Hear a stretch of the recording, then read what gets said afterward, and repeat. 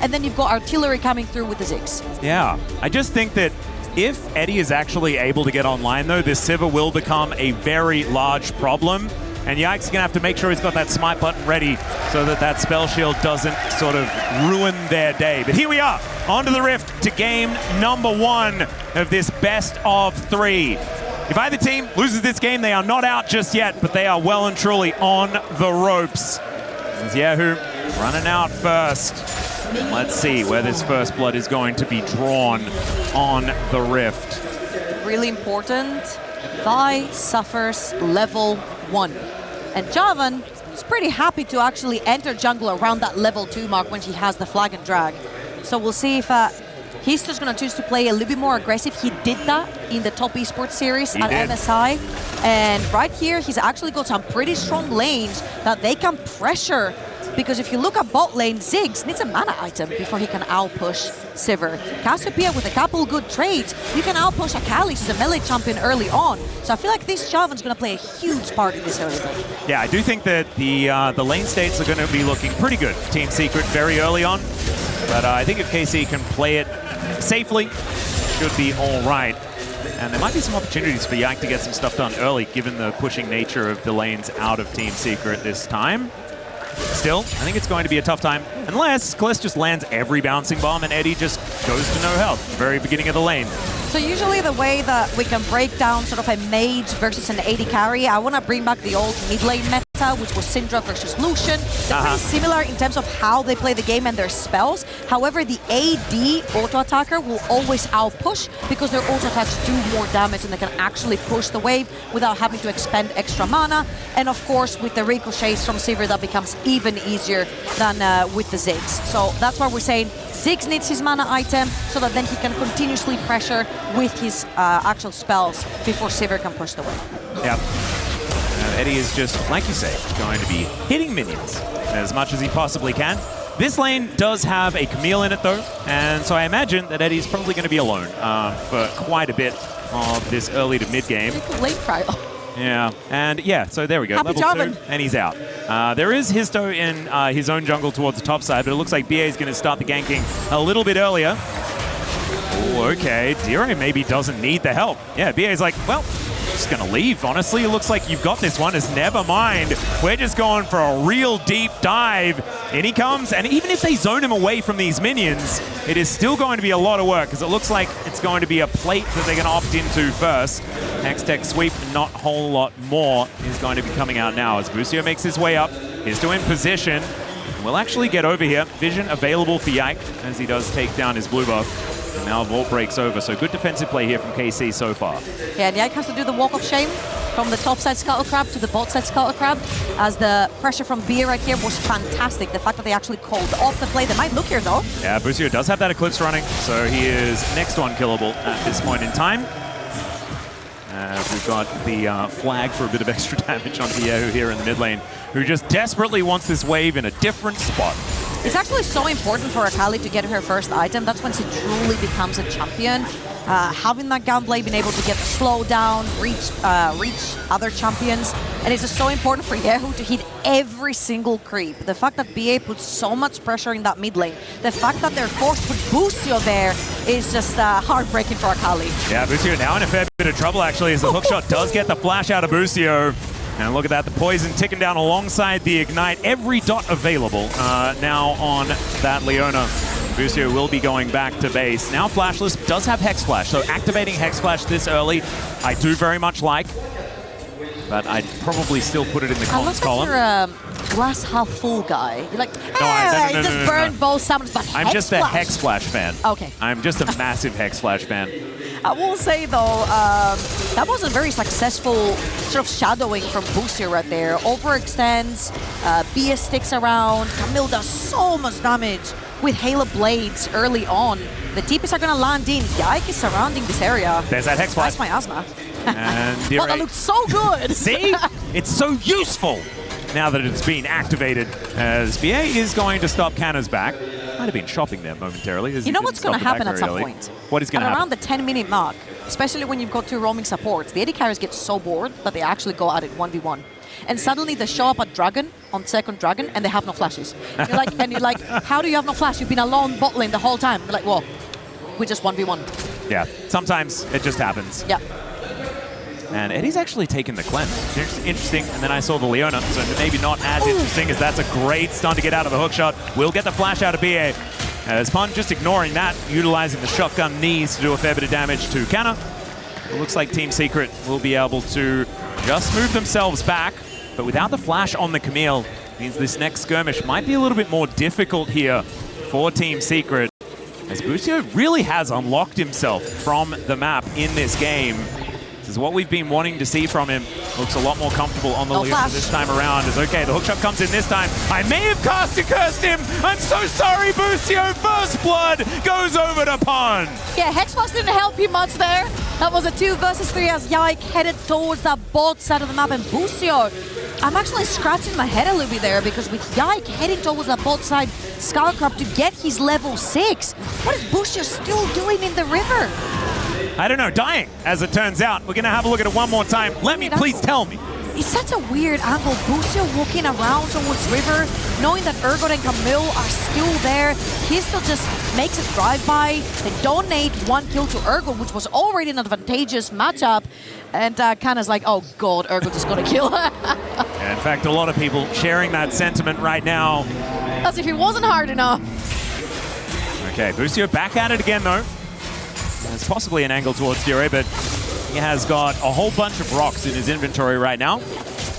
He's been on a hike, I think. Bunch of crystals. And whatever he can find on the way. Yeah, he's been mining or something like that. I'm not entirely sure. I think I saw something about this in Snow White.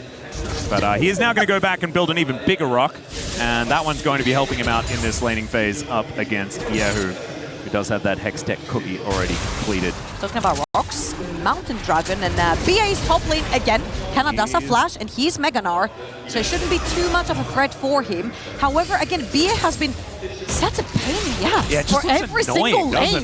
Because everyone moving backwards means that the wave is not at the position you want it to be. You cannot CS, and Trinity Force is so important for Gnar, but so expensive. Gunblade is expensive for Akali. She has been put behind as well, and just BA has actually managed to pressure 2 lanes, but just roaming constantly. And Eddie is just comfortably picking up waves where he can get them. He's actually ahead in farm as well, which is kind of crazy, given how happy Ziggs is to just sit towards that bottom side and push waves into the turret.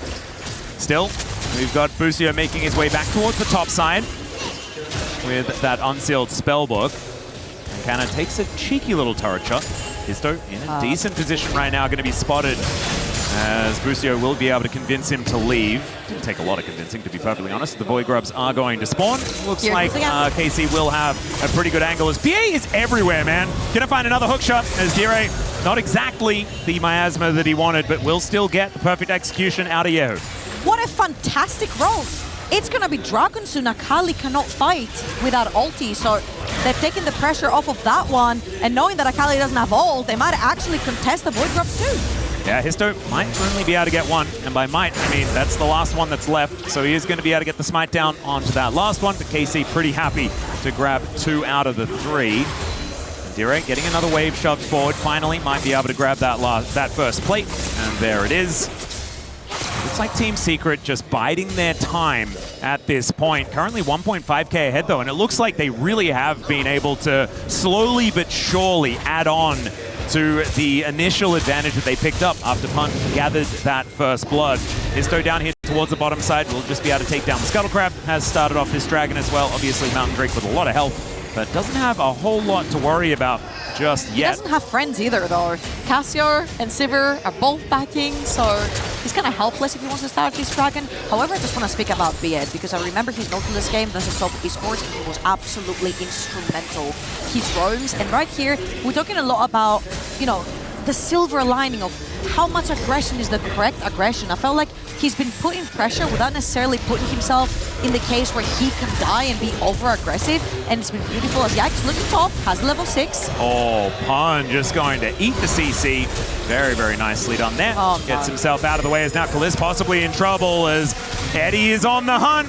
needs another auto attack, and he just spell shields the ultimate. That turret was doing a lot of damage, but not enough to kill the Sivir, and they just walk it off. That was so beautifully played. Kalist was pushing the lane way too far without any vision. And Histo just walks down the lane and just beats him up. Takes the flash as well, which is so important for the next dragon. And it's crazy because Eddie didn't invest anything. He's got a cull, 21 stacks left. That's going to be 300 gold cashing in real soon. And we all know that Sivir can make the game so incredibly difficult if you're trying to sort of cheat waves around the map, right? Because she just does it right back and does not really care. So Eddie is in a very good position. Still yet to put that first item together, but that will be coming through very, very quickly as Yike is on the dragon first. I like that. And no information over to TS. I'm not sure what Team Secret have been doing. They've created so much pressure to the both side of the map, and then they're slow on the Void Grubs. They're not getting the dragon, and I feel like they have not necessarily been syncing up their resets correctly to actually juice up all their efforts that they've been putting to take over the map completely. Let's see whether they can remedy that now with a potential little bit of attention in the mid lane. Looks like no. As we'll check out the replay here, this was Histo just flashing on top of the Ziggs. Okay, Kalist was very out of position there. He did have the satchel, but it just didn't do anything. But Kalist was way out of position right there. Way too far up on the wave. He was trying to get the bouncy bombs onto the Sivir for a bit of poke as well to try and trade. But walking that far up in lane with not a lot of vision allows Javan to just walk you down. All right, that is going to be a bit of engage out of Busio, but takes some Twin Fangs back. Histo just going to get himself out of there with a flag and drag. Happening all game. Busio and Bia just going at it, but nothing really happens. Just yet. But Team Secret just wanting to, they were listening to you, right? They were like, now we've got to try and get out and do stuff. Yike is going to stop that from happening. Solar Flare comes on down here as Histo's the one tanking up everything. Gets a good old shield, but it's not going to be enough to keep him alive. And now Pun is next on the menu.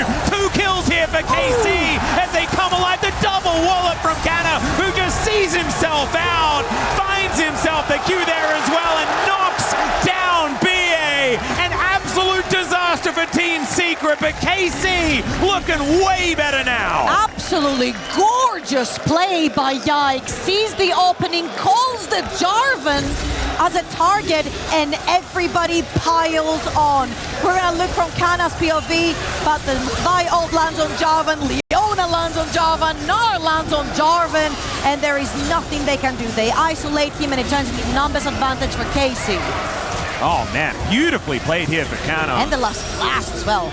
And then the flash out of the way. Goodbye, BA. And just having a look at the Ziggs on the bottom side of the map as well. Kind of just poking his head in. Wow, that was better than we thought. And so KC, they were at a deficit, and they have turned that all the way around now. And by all the way around, I mean they're in much less of a deficit. 700 gold going to mean not a whole lot. And you just have to find out whether they can continue on that foot, because that team fight really, really hurts Team Secret, right? Like, you lose something like that and you are feeling terrible moving towards the rest of the game. Yeah, who finding a bit of an angle. We mentioned as well about these item spikes, and that gunblade is there. Dire not going to be able to save his support, and also not going to be able to fight this Akali either. And yeah, he was just stacking up that money now. 3-0-2 on the Akali. Add insult to injury, he killed him with the gunblade, which he very freshly last hitting with gunblade, from that was my fight. favorite thing to do. You know, it could be a rocket bell, that's even worse. Oh, no, I don't mind that one. All right. Well, I think just like being able to click on them and they die to the because I feel like gunblade just, it's mainly the slow, right? It doesn't do very much damage. Well, Yehu on this Akali is actually now at champ. Team Secret gave KC what they wanted. Skirmishes and very chaotic flanks is exactly how KC want to play the game with this composition. They choose a target, everyone jumps on that target, they isolate them and they kill them. They turn that to numbers advantage, and that's exactly what they did. Trinity Force is the next one they should be aiming for. Onto Kana, however, they've caught him as mini Gnar. Booster is there to cover that. Not sure about that flash though from Pun as he picks up the turret aggro. Busio comes on down, Mega Inferno Bomb. Good night, Urgot. And Pun will be hitting the deck. The rest of Team Secret just trying to run away as Yike positions himself in that pixel brush. And it feels like the early game was going really well for Team Secret, and since then, nothing has really worked. They're going to go for another thing here. as Dire is sinking the fangs in. Busio are kind of realizing that he had nowhere to go, and so he is just dead once again. Probably a price they're willing to pay, given the fact that Pon is dead. But BA is the one cashing in on that kill, so you don't really care about your level 7 Camille getting extra gold in the pocket. Yehu also had a fantastic positioning there. If Dire decided to push up on that Casio. And again, KC are just finding targets all over the place. This Akali, in particular, the second Yehu pressed that TP down bot lane, everyone started scattering. You do not want to be fighting a Gunblade Akali at this point. They're not tanky enough to sustain through. And let's watch this one more time. They see that Kana is Mininar, but his bar is loaded up. He'll turn Mega really soon. And the flash coming through from Pan, whilst Busio was already on his way towards the bot side. Great cover by KC. Yeah, excellently played here by KC. And yes, Busio does get caught out towards the end here. They're probably happy to sacrifice himself for the good of the colony. In the meantime, though, I mean, I feel like Eddie has been still just putting items together. He's got that Storm Razor done, cashed in that Cull. That's why he's close to a 900 gold advantage. As Team Secret looking for Dragon number 2. Busio and BA kind of fighting one another. Ricochet's flying through this mid lane as Kallista's moving on over. Yehu, so incredibly scary.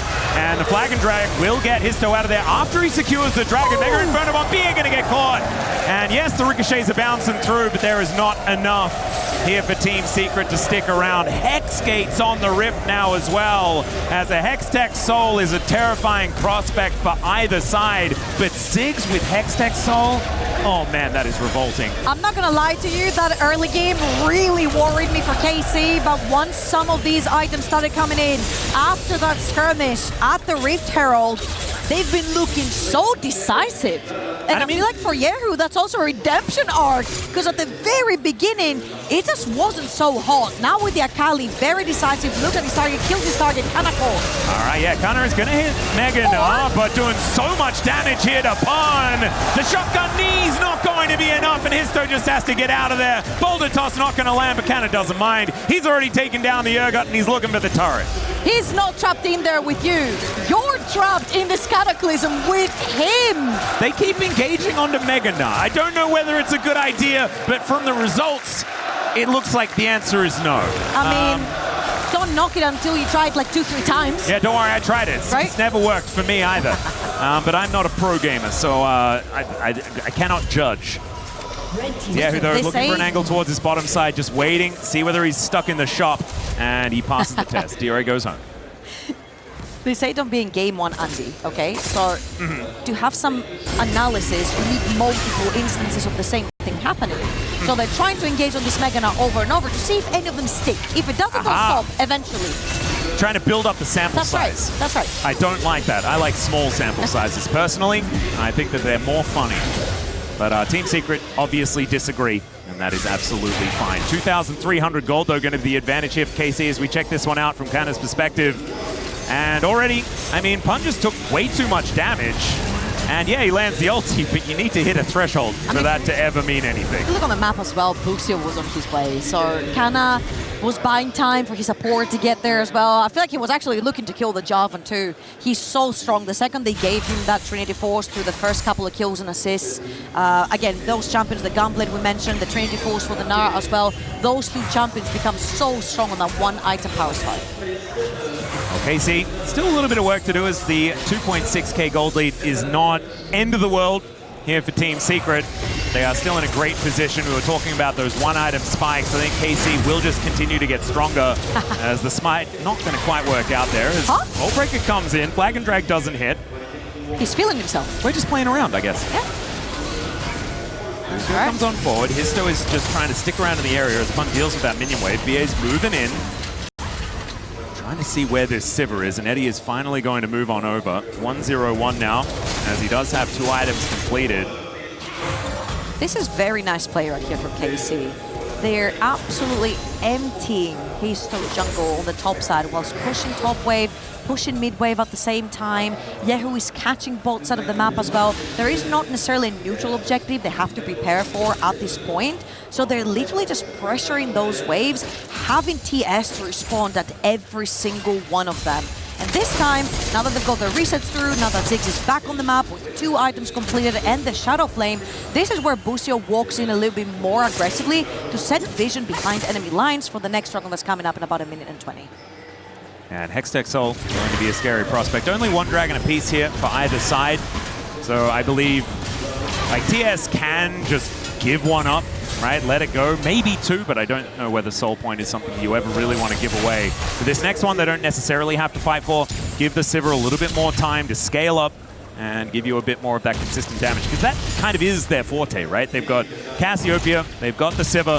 If they can avoid spells, get through the opening salvo, they will kind of be fine as the fight continues. The problem has been someone's already always dead at the very beginning of the fight, and that's largely because there is a 4-0 to Akali in this game. Shadow Flame now completed, like you were talking about. The Hextech cookies being put to work here as the Gunblade has been done for quite a while. And yes, Eddie's happily catching waves. I feel like he's just going to be collateral damage. I'll give hope to the Team Secret fans. Okay. This Sivir is almost 3 items. That's when the clock starts ticking. You give 3 items to Sivir. I feel like Javan's kind of tanky, you know, he's got the Black Cleaver in there, same for the Urgot. If these 2 guys live long enough, you've got low CC from Cassiopeia and Camille coming through as well. A couple of auto attacks can do a lot of damage on the side of KC. They are pretty squishy overall. So 3 item Sivir could really, really break through those team fights. And of course, we'll see, you said it, can Team Secret stay alive long enough to allow Eddie to put down those autos to do damage? Just thinking as well, like their Baron damage is kind of absurd. Sneaking a Baron is actually a possibility here, although they don't have Leandri's. It was Rylai's second here for Dire. So maybe without quite as much. We were talking about giving up the Drake. That is absolutely going to happen here as Yike just going to take that one on spawn. 5 minutes until Soul Point for KC.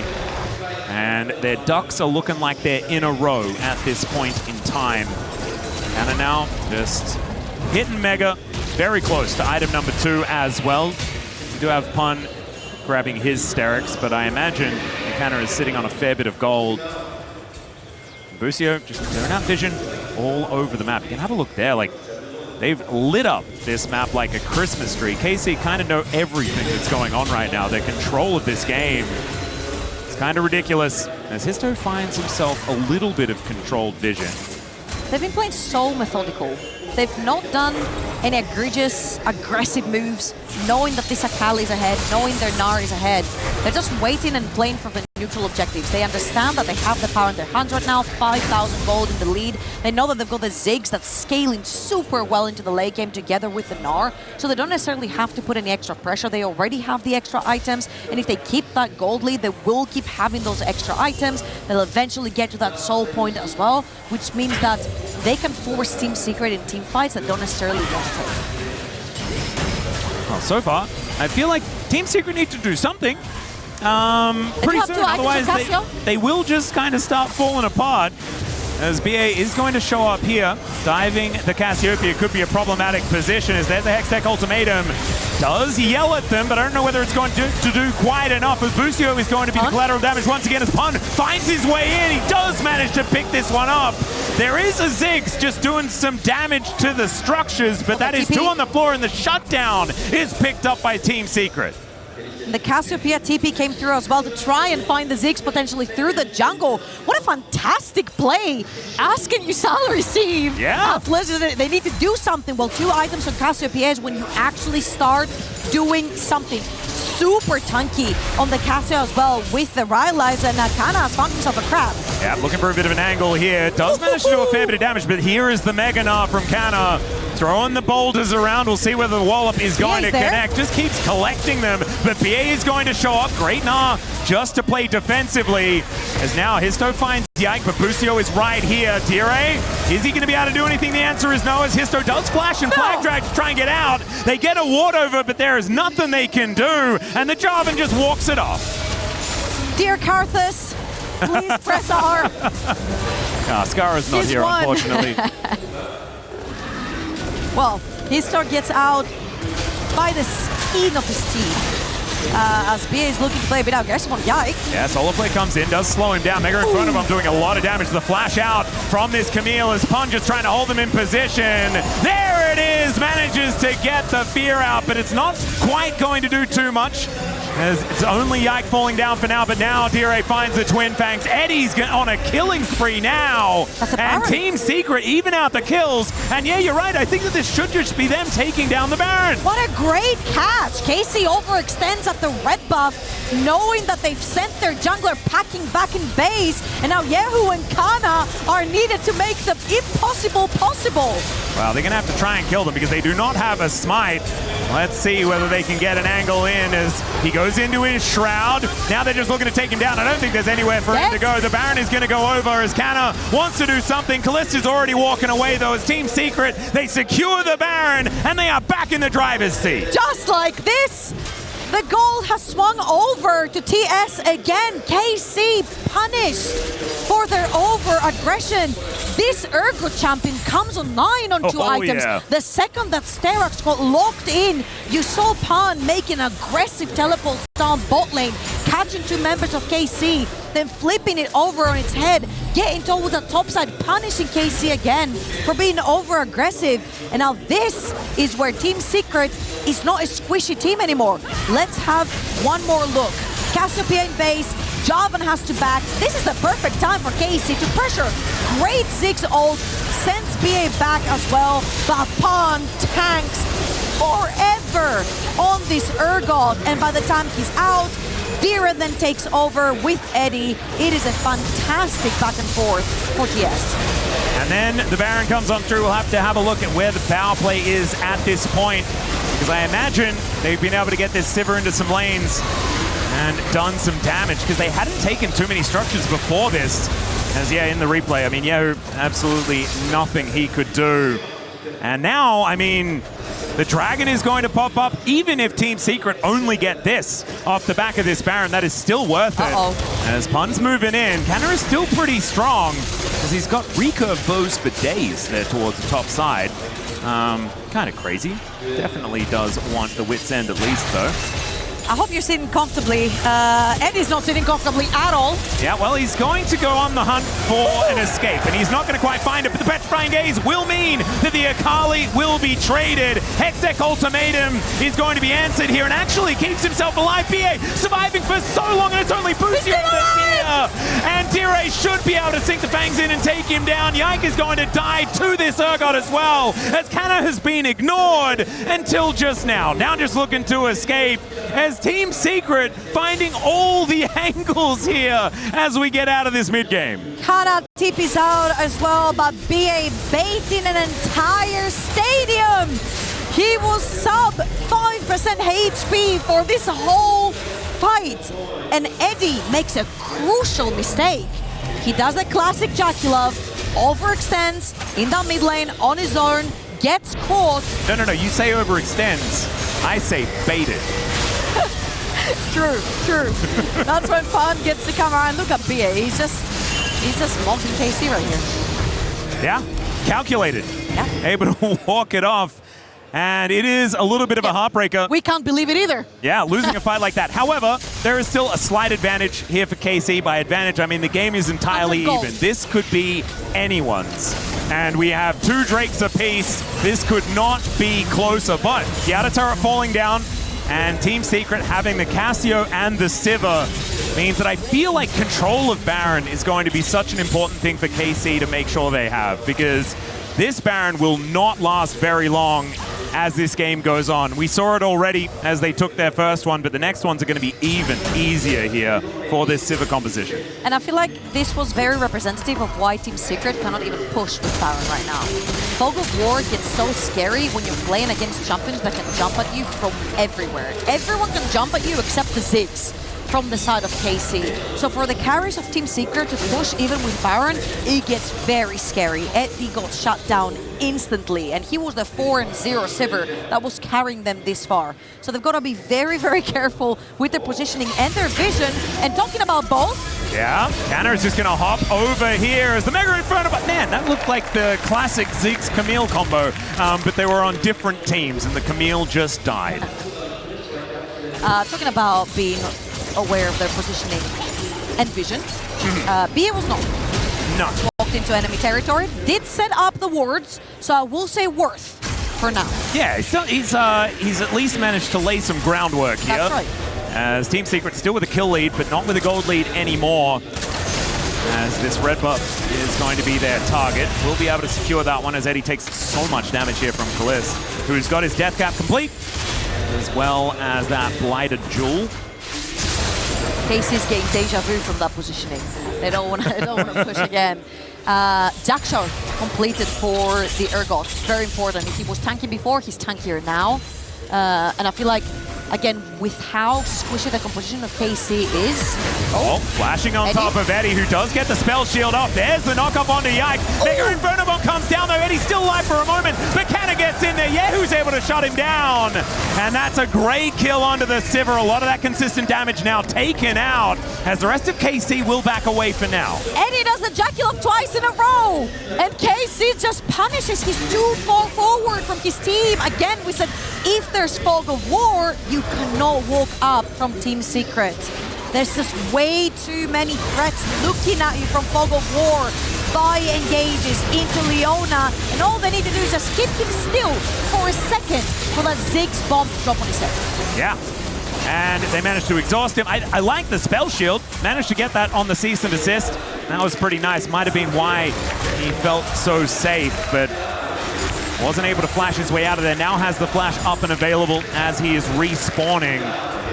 So maybe this Sivir can do something in the next fight. The problem is, it's now a 2,000 gold advantage, and KC are getting control back of this game. Yehu's still an absolute monster. He has a cool hat now completed, but Kalist, he's got a Void Staff. I mean, this Ziggs is just kind of artillery fire now. Yep. Double death cap on the side of KC.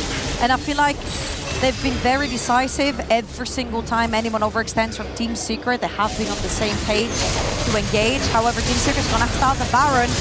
All right, sometimes mid.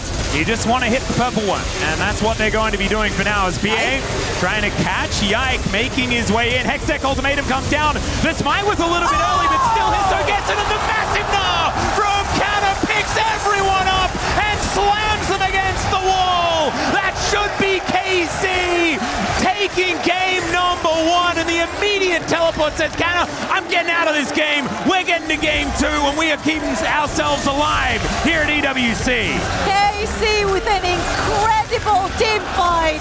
Team Secret was looking at Baron, but KC's looking at the win. And sometimes, I mean, Baron for Nexus, it's been a trade as old as time. And unfortunately for Team Secret, it will be their demise in this game as KC, 1 win away from staying alive here at EWC. The man who walks off first, 5-0-7 on this Gnar, is the man who grabbed his head when Urgot got the first kill in the game. I mean, things weren't looking fantastic at the very beginning, but man, what an impressive performance from KC, but a back and forth game. And it makes me really interested to see what's going to happen for the rest of this series. Hopefully it is a 3-game banger, because I want to see more out of these two and keep themselves alive here at least for 1 more game. It's going to be a bloodbath. Both teams have a lot of engage. Yep.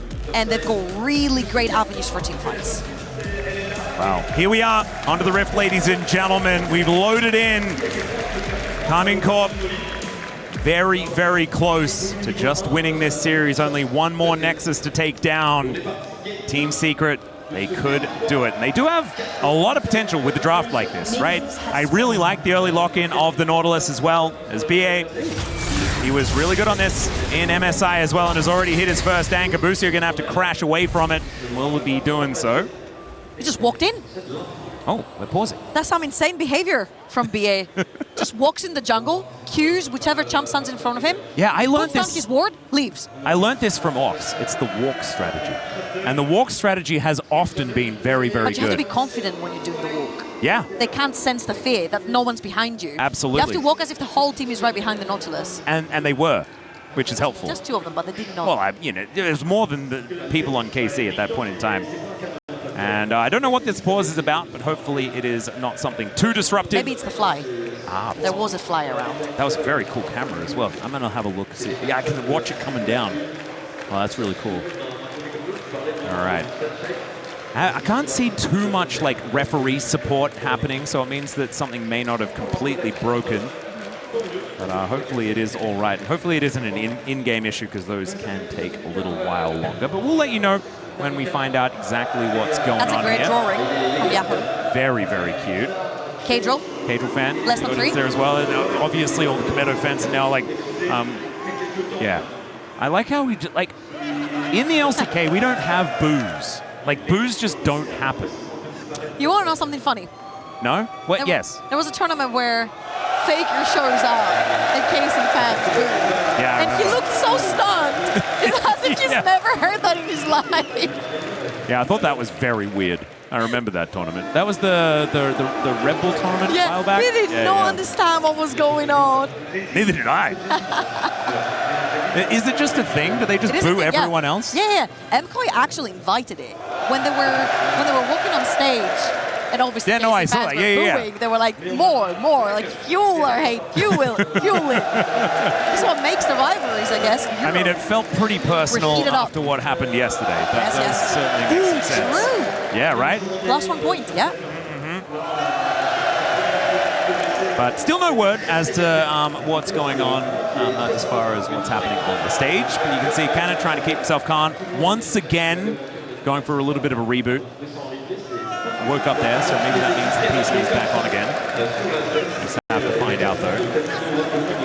But did anything look weird in the beginning there? Obviously, you know, Busio didn't want to lose half of his health bar, but everything was kind of fine after that. Yeah.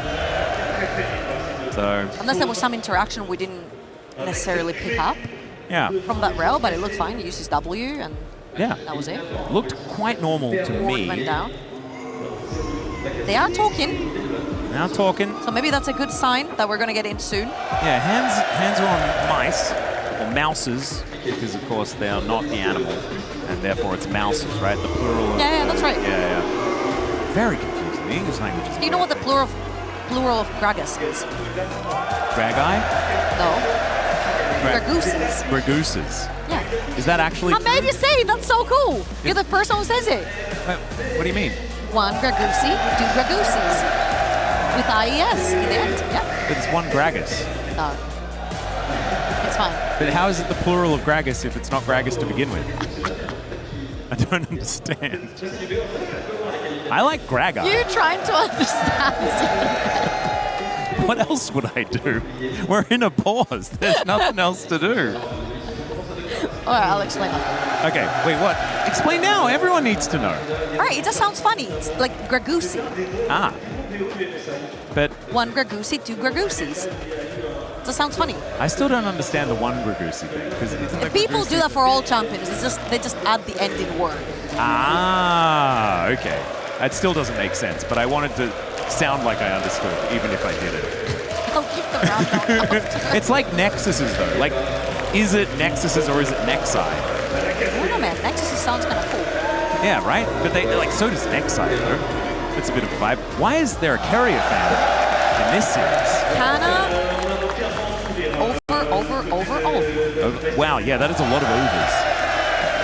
And that guy likes Kallistan Kana. There is a lot of Kana love. Yeah? I mean, he's a pretty good player. Been around for quite some time as well. Had some disappointing times in the LCK, but then left, went over to the LEC and found a whole bunch of success. I think it's a pretty cool story, you know? I feel like he's also been very open ever since he came to KC, and he talked about the struggles that KC has helped him with, and how grateful he is that he's able to play with his team, play an international tournament again, and how much they're trying for the team. So big props to Kana for being vulnerable and letting it out there. I feel like it's really cool seeing the human side a lot of the times from the players. Yeah. And also, like, the inclusion of Yehu in this squad is something that I wasn't necessarily expecting to go well. He's crazy. Right? Because he's been really good over in the LEC. And he's more Western than Korean, I'll tell you that much. I know. He's really embraced the vibes. Absolutely. But when he was on DRX, I mean, he was trading places a lot of the time. He didn't really come on in until they were already sort of stuck in the Rise group, the more recent time anyway. I don't know whether that sign is necessarily correct. Over. That's a lot of overs. Maybe they cancel each other out as you continue, and that's why he remains the GOAT. I'm not entirely sure, but still. Yehu is he's a bit of a success story that I've really enjoyed watching, because even when he came in to DRX, he was actually sort of saving that team at the same time as well, who were having a lot of struggles. Even though now it's still not so good because they lost. I feel like in Europe there's always the conversation of LEC and Caps being the GOAT, and teams are always looking to find the next mid laner that's really gonna shine up going up against him. And I feel like Yehu has actually stood up pretty tall versus Caps in a lot of those iterations. And even though this time around, this year as we're going in, never mind that. The video game, it's back! That's what we're here for. Forget Caps for now. I'd forgotten, I was too busy thinking about Gragooses or whatever. Oh my god. I think there's a drink called that. Speaking of Gragas, I feel like it's on theme. All right, we're gonna have a look at this one. As the Nautilus Kai'Sa, this is a bit of a throwback lane. Seen a little bit more Kai'Sa more recently in the evolution of this meta since MSI. It's just not easy to play. It's super long range. But it's into Jin, and Jin doesn't do anything, so it's fun. Well. It's like such short range. It's not very fun. Yeah, Jin does have a lot of range, that's correct. And maybe I should start. I know Jin is fun. I feel like Jin and Rel are really good into Kai'Sa. As you can see, oh, there you go. Yep, that one. Bit of an engagement here as we're trading aftershocks, but that is a lot of damage there from Eddie, actually, as the hook is going to land. They turn their attention towards Kalist. Good crash down there. And on the right-hand side of your screen, but that is blood going over as Busio just explodes. About that, huh? Jin is really good into Kai'Sa if you can keep the distance up.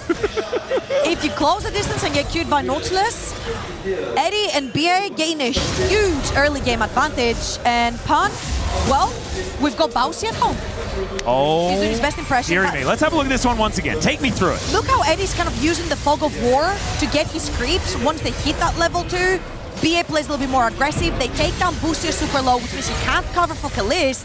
And as Kalist is falling low, unfortunately, Busio has to pull up. Passive. But he didn't flash in time from the passive, and all Eddie had to do is just flash pull. And so Busio at least retains his flash, but he doesn't even activate Hex Flash trouble. This is the problem. Would have even been better if he flashed, because now he gets the option of Hex flashing. And I guess the counter argument could be Flash is better. As BA going to find him one more time. Yike moving up, but I don't know whether he's taking this grab as Histo's over here as well. Level 2 to level 3, more buttons available for this Nautilus as they do manage to stun up Busio for now. Yeah, who's moving on over? Dire right hot on his heels as the death ray comes in. There's the pillar going up, and it looks like KC will be able to bully them out of the river and take control of the crowd. Very big from Yehu. He ditches the wave and walks in, takes some poke from Dire, but makes sure that he's first on that river so that Yai can take the Skull Crab. Histo is going to do the Walk of Shame, gets the top side Skull Crab as well, so one apiece, but really nice aggression right there from Yehu as Busio's looking mid. Yeah, does manage to get the crash down here, but Yehu is going to get zoned away by the gravity field. Really well placed there by Dire to make sure that the follow-up was not there. Oh, okay, a little bit of an animal battle. Bear versus Crocodile in the top lane as Kana does have to worry about this as the big old chomp comes out, and Pun is going to push him away. Look at that healing from this Volibear.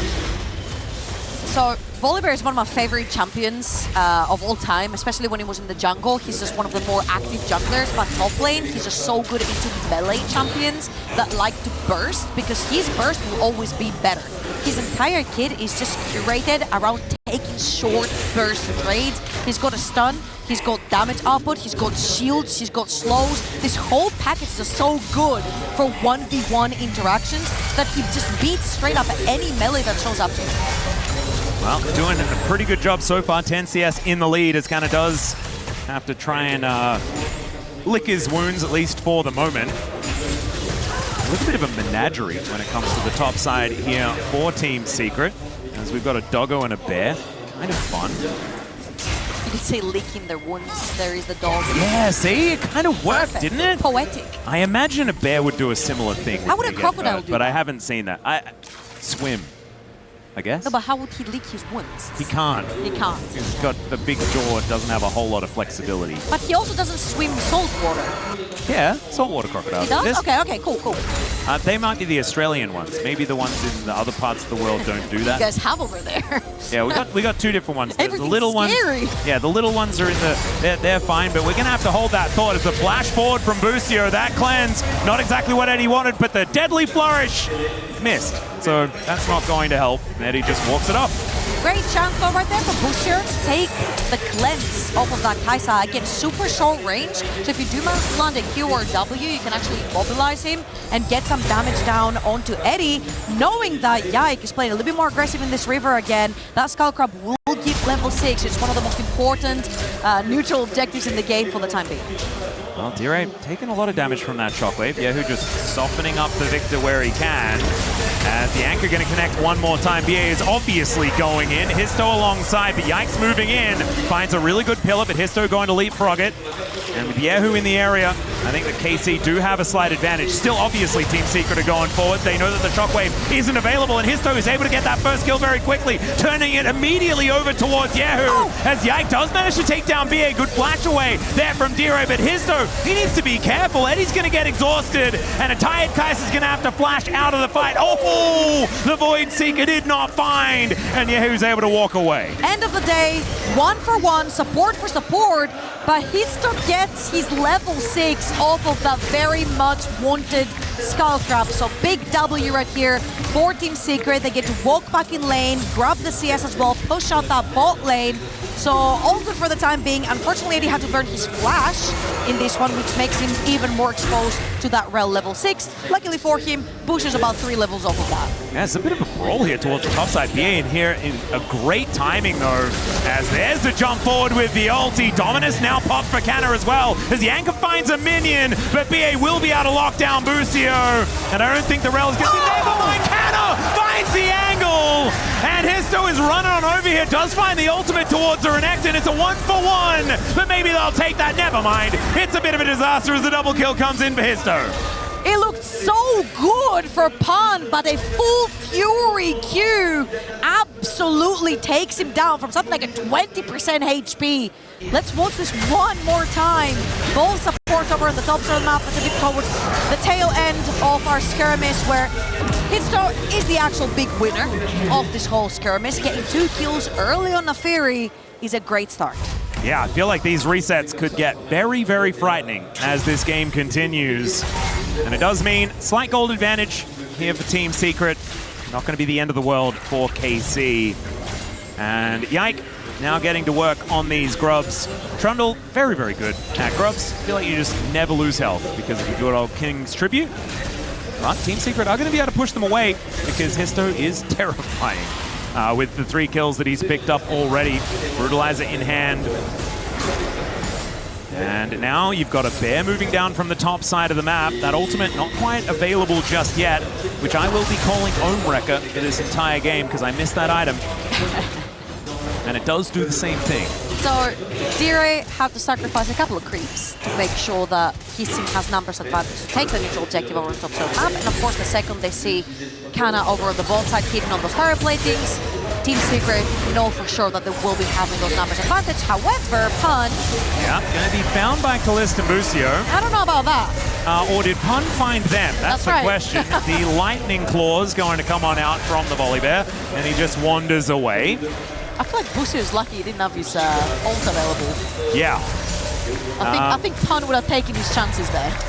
And he will have it up and available very, very soon. In fact, 8 seconds time, and the Volley Bear will be pretty dangerous. Still, they're going to get a push in. Crystalline Overgrowth going to be taken as there is the plate for KC on that top side. Pun just happily clearing out these minions, though, and he will be fine. He's kindling a lot of gems right now. Tarek would be proud. Doesn't want to overforce into Rel and Jin. They don't necessarily know the whereabouts of Yike, as they're gonna spot him right now on that wall in this bush. Yike's gonna try to wrap around instead hits those jungle, and they are looking for that top lane gank. There is TP mid lane to try and back him up, but he's just moving forward. He's just running at Kalist. Okay, and there's the ulti to try and get him out of there, but there is the root. Kalist finds the angle, and the pillar's perfectly placed. That's going to be the Jin grabbing his first of the game. Not gonna lie, I was a little bit worried with Versailles tanking 3 tower shots on his way to the flank, but they do manage to take the Volibear down alongside his ult, and very importantly, his flash. As he sees the reset coming through, gets a little bit time for invade, a level 8 Naafiri versus level 7 on Yike. Of course, Yike has been ganking a lot, so all of that time has been given over to Naafiri to farm up. Yeah, also has that first item completed, so definitely not wanting to tangle with this doggo. VA just going to be trucking that one, giving some money over to Dire as he passes on through. But I think the benefactor of this one has been Eddie, who's just been pretty comfortable towards that bottom side on this Kai'Sa. Not often do you get kind of a free lane on this champion. Especially when you lose your flash. Yeah. And so now only 50 stacks left on that cull for that extra cash in, and he will be feeling very happy. Already has more gold than anyone else on KC. So that is only going to get worse as this continues and as that item does proc. So Pun, a bit aggressive here towards his top side, grabbing that shield. It's otherwise just going to be fighting back and forth with the Crocodile. Executioners has come through already, of course, from Kana. There's a lot of healing. Oh, it's a big one. The kid of Volibear. So a great early pickup, especially for the skirmishes and the 1v1 back and forths. And as we see on the screen, another big spike right here. The Trinity Force for Trundle makes him almost invincible in those early levels. It makes him super tanky, plus the extra defensive that he gets to drain through from his ult. Kana with the dominance actually towards his top side as Pun doesn't manage to grab that shield. Executioner's doing a fair bit of work here, but I think that Pun is still pretty happy to tangle with the Renekton. Boostio's moving up. And 2 versus 1. I don't know whether that's going to be the angle as the flash-shattering strike does come in. And there is Kana locking down another one. That was the most perfect timing for a gank. His ult just came up just as he died. So that was so beautifully orchestrated by Boostio on the dot. They are going to lose the dragon in exchange for their top laner, but Kana absorbing all those kills, and now Dire absorbing all the pressure. Yeah, Boostio going to make his way in once again. This Rel can do no wrong as Dire is taken down. And that's such a late first dragon as well, so that trade not really meaning too much as KC just really taking control of this game off the back of their support. Boostio's been everywhere, getting pressure up top lane by getting kills over to Kana, then pushing that top with only 2 tower platings remaining. Then he makes his way over in mid, makes another kill happen. The important thing is that Dire did not use his flash, so that's the good news for him in terms of a repeat gank. And the gold lead is not really much to speak of, right? 400 gold is not going to be too much of a problem. Still, I think that KC going to be happy taking this game later on, especially with that Orianna that will be scaling up. You can see exactly what they want to do with their team fight, right? And it is going to be working as this game goes on. But I am a little worried about Eddie, and as he gets more and more items, will this Kai'Sa be more valuable than the Jin? Is that just my bias? I'm not entirely sure. But I do know that Kai'Sa can certainly get work done later on in the game. I feel like Kai'Sa is one of the better champions that when teams dive forward into you, you dive backwards into their backline. She used to be the #1 quote-unquote ADC counter to things like Olaf, for example, because she runs forward, you just ult all the way back to the leapfrog strategy. Yeah, exactly. So I feel like if they can manage to get some sort of CC onto the Jin and get the Kai'Sa over in the backline, that means you free the Kai'Sa from the pressure. Ooh, okay, ulti's going to get traded as the Arcane Storm not really doing too much here. Zero just going to make sure that it's out there to dissuade Yehu from doing anything more. Zero just clearing out vision where he can find it. Control ward, I believe, only just went up, so BA a little bit upset about that vision being removed, but will be able to throw another ward over. And Yehu isn't half health. Yeah, looking for a potential angle, does have that depth charge in hand for now, and has been a little bit more quiet. I feel like he was getting a lot of work done earlier on in the game, but since then hasn't quite found as many inroads. It's been more about Boostio. He's quietly done his job though. Every single time Yag wanted to contest anything in the river, Yahoo would walk first, he would sacrifice minions, he'd take aggressive trades onto D-Ray. So all in all, I feel like he's just scaling to the second item plus. He's Orianna, he's always scaling into the game anyway. He doesn't die to an early Nafiri who's 3-0 will take Cycle Sword super early into the game. And he's always facilitated for his jungler. Talking about it, he's now helping him as well with that Rift Herald, as Team Secret might want to take a sniff in this river. Yeah, feeling a little bit behind the play though. Team Secret, as Histo does flip his way into the pit. There's another Magnet Storm, picks up 2 of them. The depth charge though, trying to play defensively as BA will be falling down, and Histo just getting the heck out of there. That's the Rift Herald taken, and KC really off to the races now as the pullback from the Shockwave once again. And Pun is just taking damage after damage. Histo dives on forward. They do not lose their volley bear, but there is not a whole lot of good news here for Team Secret. Yeah, they were a little bit late to the play and they still tried to force it. BA was a bit too far forward, gets caught in the Nautilus, not tanky enough the Solari. Histo trying to defend his jungle. He is going to manage to do that. Level 11 and engage on Yai. Yeah, actually just ulting on forward here as he just fail flashes into the wall. Oh, dearie me. Not going to quite find the angle. Will not be dying, but it's still bad news, Bears. And I had to say the Bears part because there's a volley bear in the game. Glass half full. He's not going to die. However, he did face splash into that wall. And you see, BA walks up. I mean, that's a little bit of an overextension. Surely other KC members were going to be around if they're not showing on the map to support Yike with that neutral objective, and I feel like Team Secret, they did not really have the chance to properly set up for the objective, get some vision, get their Kai'Sa in as well, as the Kai'Sa was nowhere near the play to begin with. A bit of an overforce right there that KC instantly punished. Yeah, this is the thing, like when you're feeling behind the play like that, I think a bit of patience and then being at the play next time around would have been a better option, but sometimes you really can feel like you're just getting rushed and you have to make a play, you have to defend. And Team Secret are not one to walk away from a fight. Second Dragon up and available right now. Hextech going to be the next one there. And it should be KC with control, given their advantage. Their advantage isn't massive. 600 gold is not end of the world, but still, feels like every fight has been dictated by them. I feel like the fact that Nafiri was able to complete the Black Cleaver right here gives them a huge edge in terms of the pure damage output from the champion. It's all about them finding their footing and getting into this river. You see how the Victor's trying to push that wave down bot lane to give them another avenue to enter the river, but KC are closing all doors. Yeah, you're right. Having to catch a wave here is Histo. Going to get caught out. They don't have a whole lot of follow-up damage though, and there's the teleport in from the bear. And the Crocodile is not following, does have to teleport, but Busio's going to get caught out of position. It should mean double Dragon going over to Team Secret. And it's now KC's turn to be behind the play.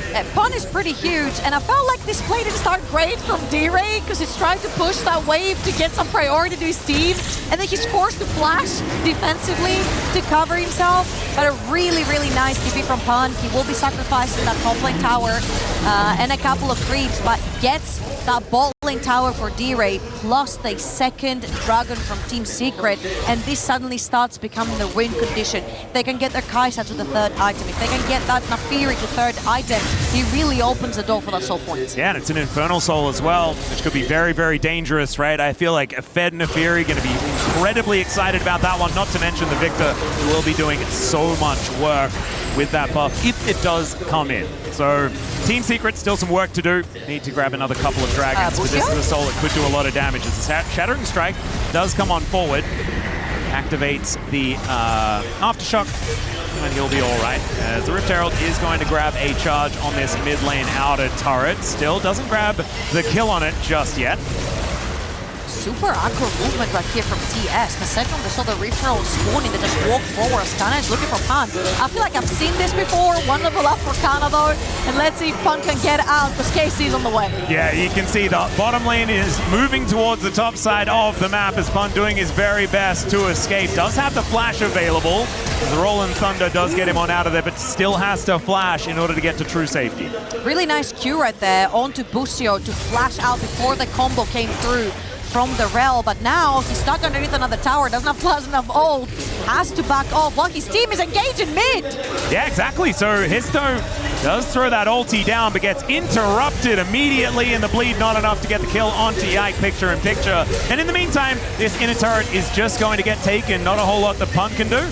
They gave up a lot of that pressure bot lane, TS, to make that play happen mid, and Yike shuts it down. All right, stealing a red buff. There you go, red buff for inner tower.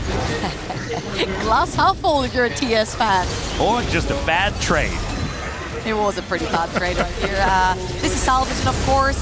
Hitler has done a fantastic job, but when things go bad, he realizes when he should be invading to try and get more fed himself, try and get more money in his pocket since he can't get it through getting those kills. The Trundle getting out, he's not getting the kill with the interrupt on the ult, so he managed to grab 2 camps off of Yike, which is very important. Again, a 3-item Nafiri is a huge threat to the backline because Kai'Sa will be joining that threat. Still haven't really seen Eddie do too much this game. Maybe this is going to be his opportunity as KC are pressuring forward. 2.5 minutes on the next Drake, though. Not a whole lot to fight for at this point in time, as the Baron just spawned about 50 seconds prior to this. Kana taking some poke damage here from Dire. And that is going to be the Gen getting some more work done here as these turrets are just falling over and over again. There's the engage from Team Secret, but KC just seems so durable. BA definitely not so much as the Arcane Storm goes down, and this is that pressure that we were talking about before, right? KC making the move, and then TS feels like their hand is getting forced. Yehu didn't even have to press ult right there. It was just threatening the fact that he still was holding on to that, and TS had to get out of there. BA having to flash, and it feels like KC are using the fact that they're so strong as a 3 or 4 man to then allow bleeding through the side lanes. Bot lane was being pressured by Kalist. Earlier on we had top lane being pressured by Kana. So they're playing fantastically well, which is creating more time and pressure on the other side of the map to allow Straxus to fall. It does feel like Team Secret are just biding their time for something, and I'm trying to work out what that is. I know that they do have a lot of damage moving into the late stages, but I don't know whether it really feels all that good. Yeah, maybe. They're not that close, I'll tell you that much. Not that close to GA. I feel like maybe doing a little bit of fighting back could be a good idea, but what do I know? Busio is going to be dashing away from this Baron. They do get some vision down. Immediately Histo is going to be able to remove it. As Eddie is out this wave. They know that Busio is in the area as Pun is chasing Kana down the river. Meets up with the Doggo. BA getting here as well. There are 4, as Dire is going to make it 5. KC will be able to match them, but Yehu nowhere in sight. No TP on Yehu right here, so TS know that they have the numbers advantage, and they're engaging on Busio. Just a friendly tap with the Nautilus Q. They are going to get the Skull Crab one more time, knowing that this Orianna down bot lane does not have teleport to join. But this is yet another wave that's going to be pushed under a tower, which Dire cannot walk up to catch. Yeah, I feel like this bottom wave has just been eaten over and over again by this inner turret. The amount of CS this inner turret has taken is kind of absurd. Must be able to afford a death cap by now, if that's what you'd want. Would it be an AP? Would the tower be probably AD, just auto attacks? Histo goes in, immediately gets tired though. That's going to be problematic as the Magnus Storm from Busio. Fantastic, not able to lock down the kill just yet as Kana does get his way in there. Great knockups as Pun gets into the back line. That is not where you want the volley bear, but they do take down Histo. BA's dead as well, and they are cutting through Pun where he stands. Kana's able to get himself out of the way, and yes, there's some damage here from TS, and Eddie's still alive, but they lose their front line. There's nothing they can do. And most importantly, they lose their soul point. That was the whole win con. Get to that soul point, try to get to that 3rd item to threaten KC. But KC, through their side lane pressure, they've been cutting TS off the map.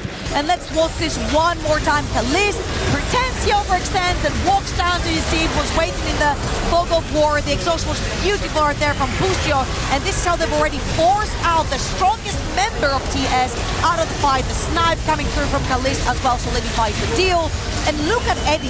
He's trying really hard to close the gap. He will use his dash, has to force the ult as well, but he just can't catch up to all those juicy HP targets that are running away from him. Yeah, managed to at least get the 1 kill onto Busio, but it wasn't a great trade here for Team Secret. They seem to be falling further behind. You mentioned that soul point not being available. They do have another 4 minutes and they can try again, but as time keeps going, feels like this game is slipping further away from Team Secret. Might just be their last here at EWC. As at least getting Pun towards his top side, trying to get him towards another item or two might work out for them. Eddie as well does have the Rage Blade. 3 items are completed for the Kai'Sa. For KC, they're looking to push this inner turret now in this mid lane. Yike takes a chomp out of it.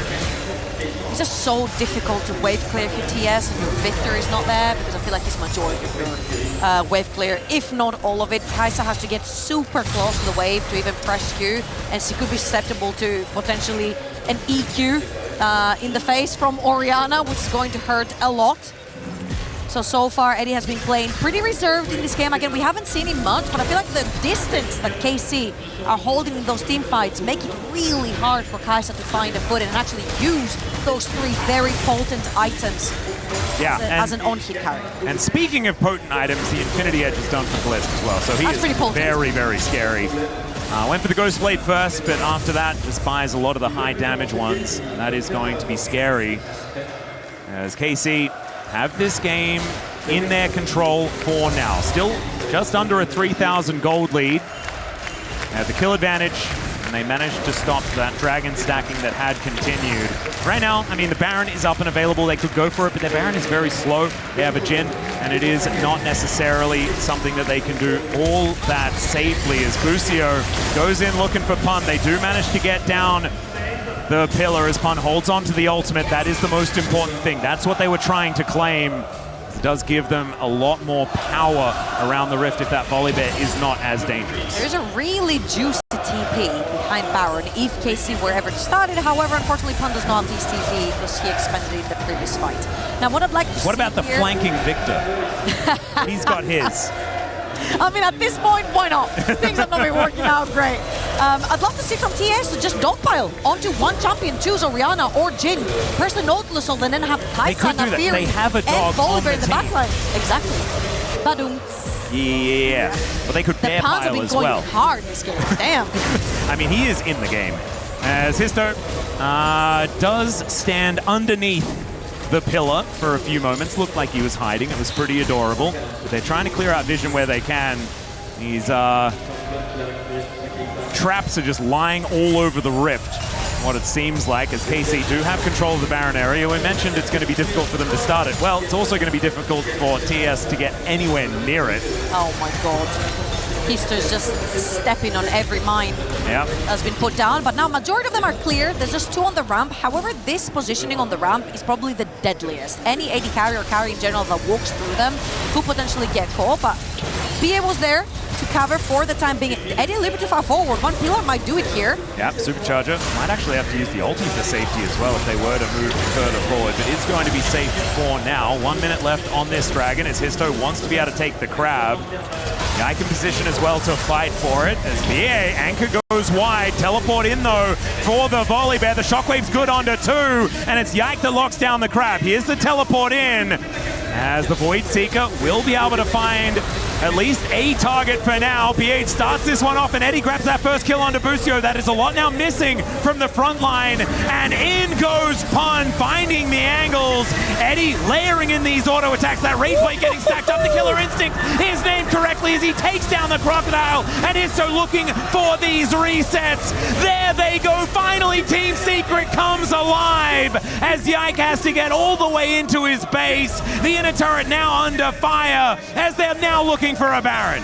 Eddie's been quiet the entire game until the 3-item Kai'Sa starts ringing the bell, weaves in the auto attacks, and KC just melts. Absolutely fantastic. And now it's Team Secret's turn to get towards this Baron, and they have no trouble taking this one down with this Kai'Sa. There it goes.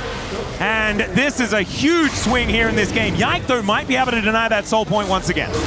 BA is speed running that dragon, but he's all alone for the time being. Let's watch one more time. Q misses from Nautilus. However, Yike is too far forward, and when the Nautilus shows up, Renekton's all the way up top lane and lands on that TP. Boostio too far forward because Pun is creating this wall that no one wants to walk past this Volibear, and when he finds the chance, he dives in, takes the exhaust, which means then Eddie is free to put down that DPS, closes the gap, but using that ult at the right time, at the right place, and then just weaves in these ult attacks absolutely. And it just shows you, like, this is what KC have been avoiding all game long, because as soon as something goes wrong, Histo starts to get the resets. You've got the Kai'Sa there to really do that consistent DPS throughout the rest of the fight. And hats off to KC, we haven't seen Team Secret be able to do this because they've had so much control. But as soon as you let it slip just a little in any of these fights, things can go wrong. Curtain's getting called here by Kalist. Last bullet does go wide though, and now it's Team Secret's turn to go aggressive. KC in that death ball, in position, trying to have each other's backs, but they are getting pushed away. And Pun is just a little bit of a domination machine here towards the top side. He's got so many good items as well. He's so damn tanky that Trundle is not really going to do much to him by subjugating the Volibear. They subjugated and exhausted him, and he was fine in that team fight. I feel like KC tried to play super cleverly as Kana's going in. That was very cute. Brings the ball over, but no flash. Dire, I mean, he did keep himself alive for a little bit longer, but that was a bit of a see your death moment there, as that is going to be Kalista picking up the kill. Team Secret now going to have to get themselves out of the enemy jungle, I believe, and that is going to be a bit of a dent taken out of the Baron power play here. Still up at about 2,000, which has given them a bit of an advantage, but not going to be taking more turrets. The initial goal. No, it's 800. Okay, 50% of that. Yeah. So it's still good. I mean, we've seen so many Barons be absolutely terrible. Like negative, yeah. Over the last few patches. It's just not been the same buff. So 2,000 gold, we take those. That was a great play. They do realize Dire does not have flash, a bit too extended, kind of makes the play with the ball from Yehu. So the Korean duo really buying time on this Baron siege right here. However, man, Eddie is getting very, very big. He's almost got an Infinity Edge done for his 5th item. That's big damage. I feel like often we see Kai'Sas be a little bit more hybrid and want to keep themselves alive. But Eddie is like, no, I will just kill everyone all the time forever. That's right. All right, no more talking with W. It's all about ult attacks. They're looking at Kana, but the rest of KC is there. Yeah, there's the knock-up as they just look to go towards Yike immediately. Kana getting into that backline, though Supercharge comes down. That is Yike killing BA, but man, that Renekton just explodes, and Eddie is indeed unstoppable. The curtains were called, but not for Team Secret. Support for top laner. Team Secret are happy, but KC are happier because Team Secret did not manage to get any big structures with their Baron play.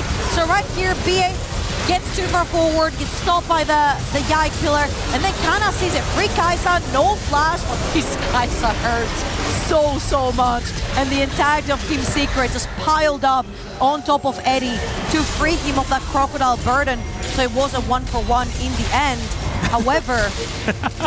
okay, the shockwave was used, so Pun is just like, I'm teleporting. He's out here. I'm done. Peace. And Yike wasn't quite able to get that pillar down in time.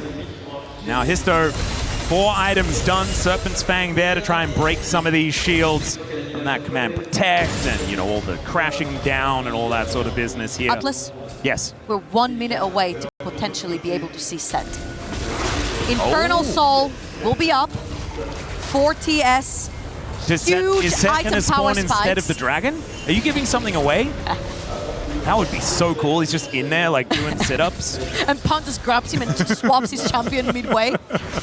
2.2k gold lead for that Kai'Sa, 5 items deep. He is absolutely massive in this game. And Team Secret, with a lot of control towards this bottom side, they're going to get this wave shoved in. And then an Infernal Soul on the table here. 25 seconds until that one is there. KC, still pretty scary.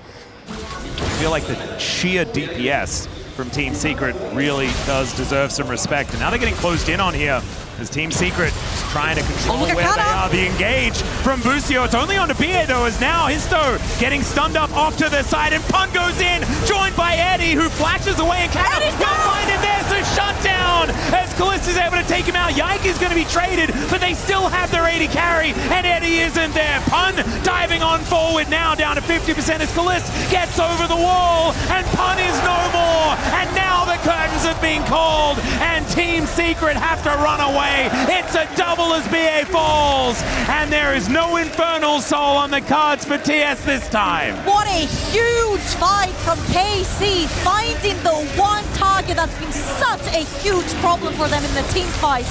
Eddie presses the R button right in the face of KC, and KC shut it down immediately. So let's watch this one more time, because Kalist absolutely smurfs this fight. You'll see that Volibear dives in together with Eddie, and then the entirety of KC instantly calls for that Kaisa, but he doesn't stop there. Second threat is that Nafiri forces the flash off of it, flashes over onto the ramp when Nautilus re-engages. What an incredible team fight from Kalist. Yeah, beautifully done. Histo does manage to get his way over, but wasn't even worried about that. Nafiri just wanted to take down whatever is in front of him, and KC, that really could have gotten back some control here for this team, looking for the 2-0 to keep themselves alive here at EWC.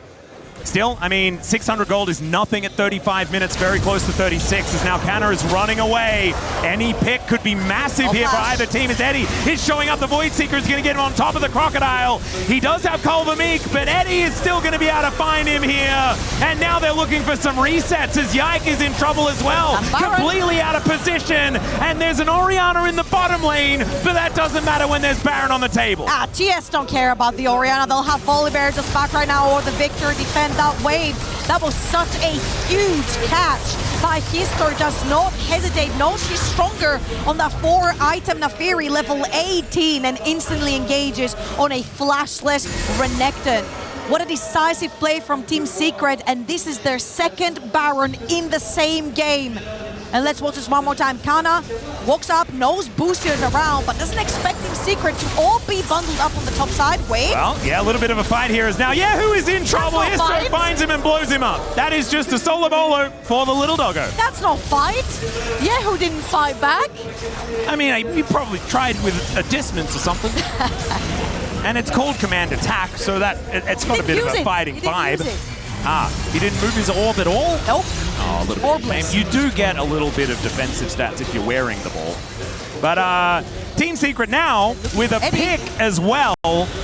Very, very frightening. Eddie, that's a very scary position. Never mind. Okay, he wanted to be there as the killer instinct does come on down, and now the rest of TS are going to take control. Yike falls first, and I have a feeling that this game is just about over and going the distance here. What's happening? As they're moving us towards a game 3. Yeah, Histo is just racing around somewhere. You got him. Now they're taking the dog for a walk. In the meantime, though, these Nexus turrets are no more, as Eddie is an absolute monster.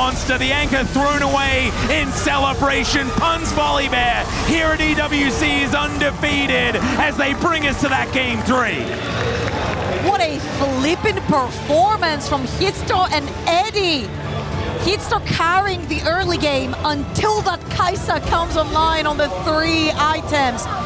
Beautiful team fighting coming through, and we see literal tears in the eyes of fans here from Team Secret. This has been a banger for series so far, and we're going to game 3.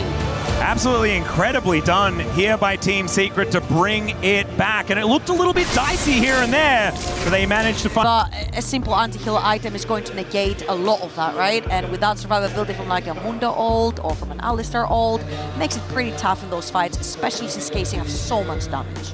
They really, really do. And this Mel Syndra combo means that someone is just going to die real quickly. But now it is time, ladies and gentlemen, to get onto the Rift for the final game of the series.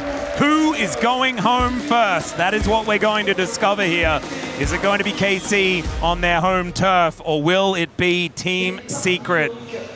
As the Caitlyn Elise versus the Mel Pike in this bottom lane, will the rebuttals be able to keep this bottom lane alive for KC, or will the Caitlyn just get that shove? Will they find that combo? and has worked so well as we go into sepia mode once again for a couple of moments.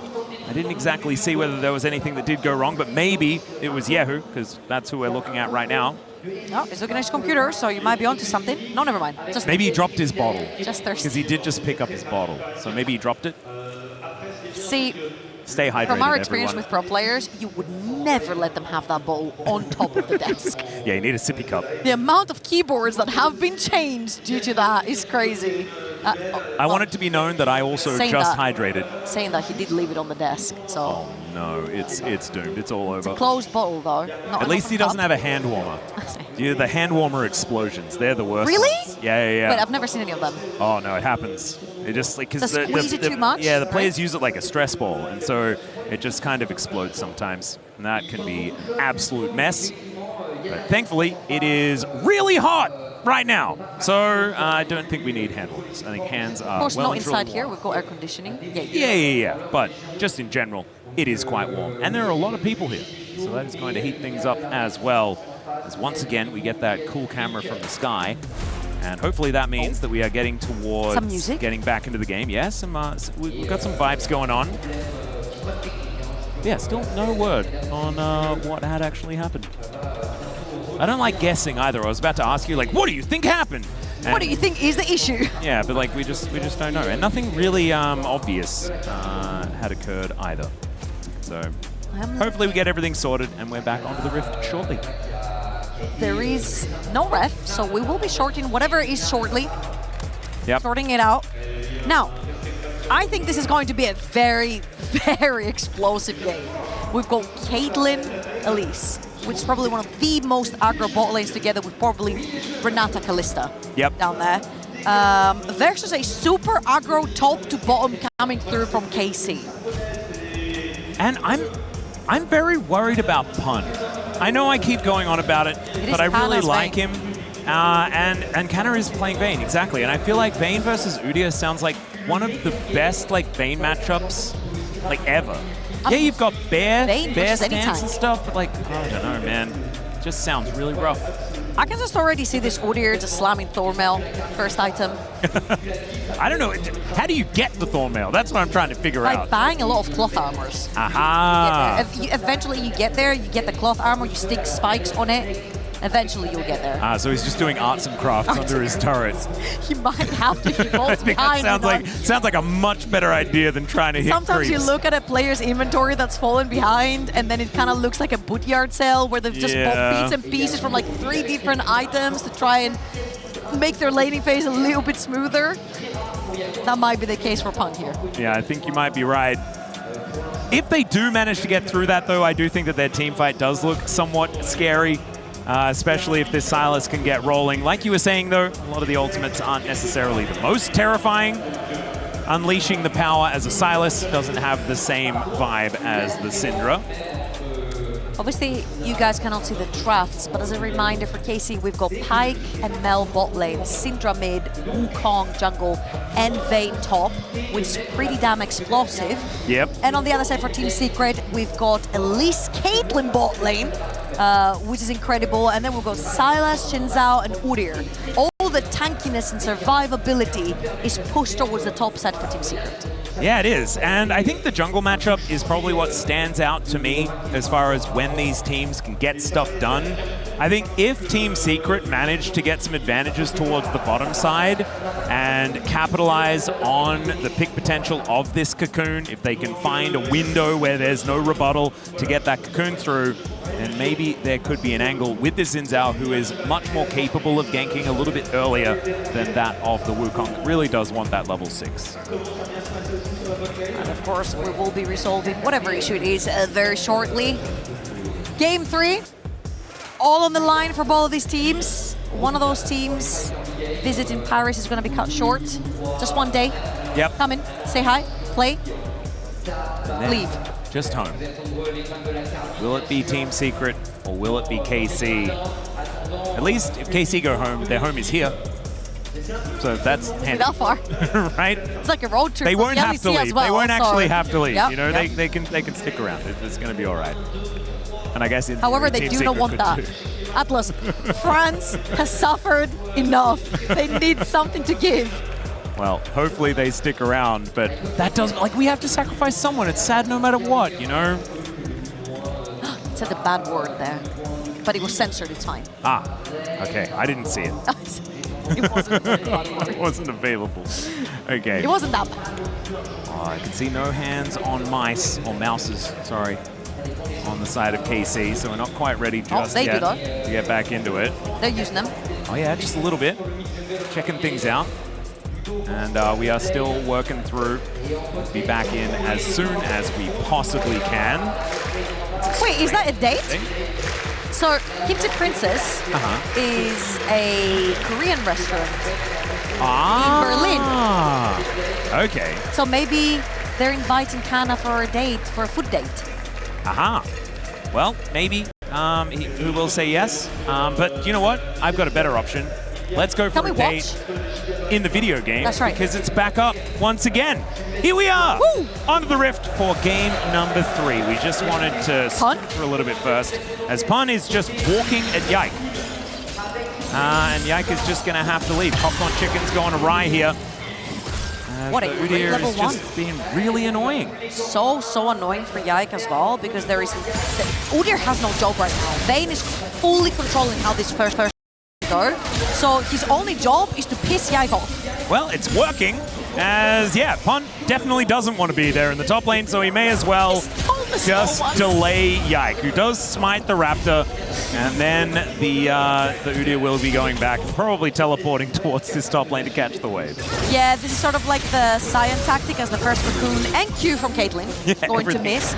So, yes, are throwing things, seeing what sticks down that bot lane as this is not going to be a very fun game on the top side for Team Secret. They're basically stalling out through mid and top, and then allowing probably bot lane to get ahead. This is why you also see Shinzao pathing from the top side of the map to the bot side of the map. However, Wukong can be a bit disruptive right here once he hits that level 3, since he has been forced to use bot contract.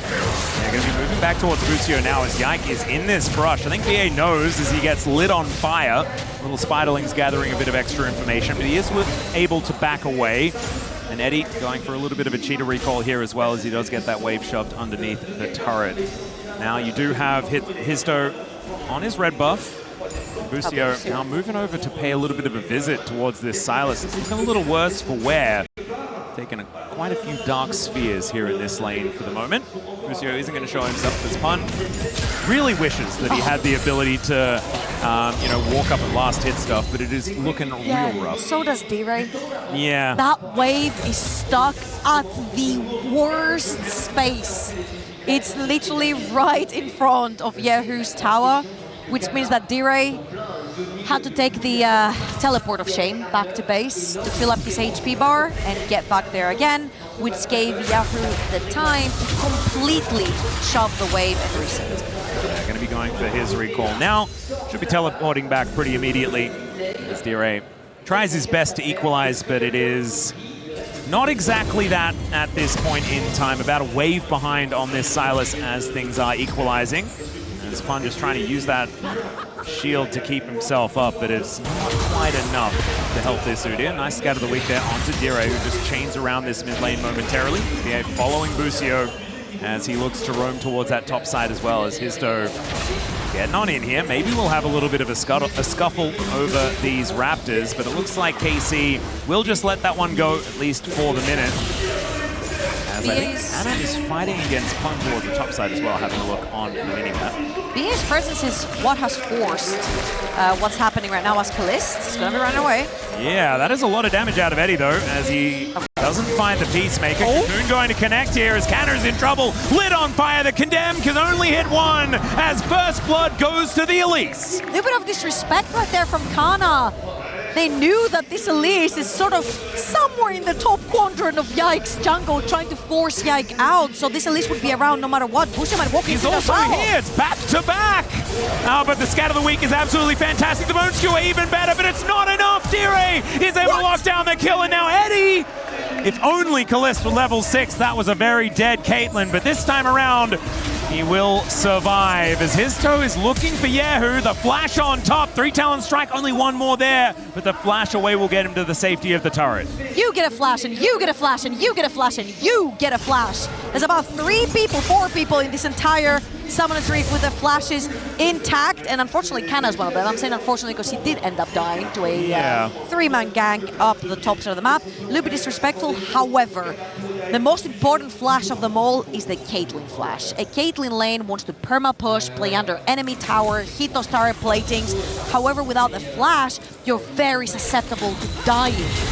Eddie and BA have to play a little bit more respectful now when they do push out a lane and make sure that they play through whatever vision they have around that area, which right now they don't really have much. Yeah, well, they're not too worried. They're here towards this top side of the map for the minute with not too many bad guys in the area. And look on the minimap right now.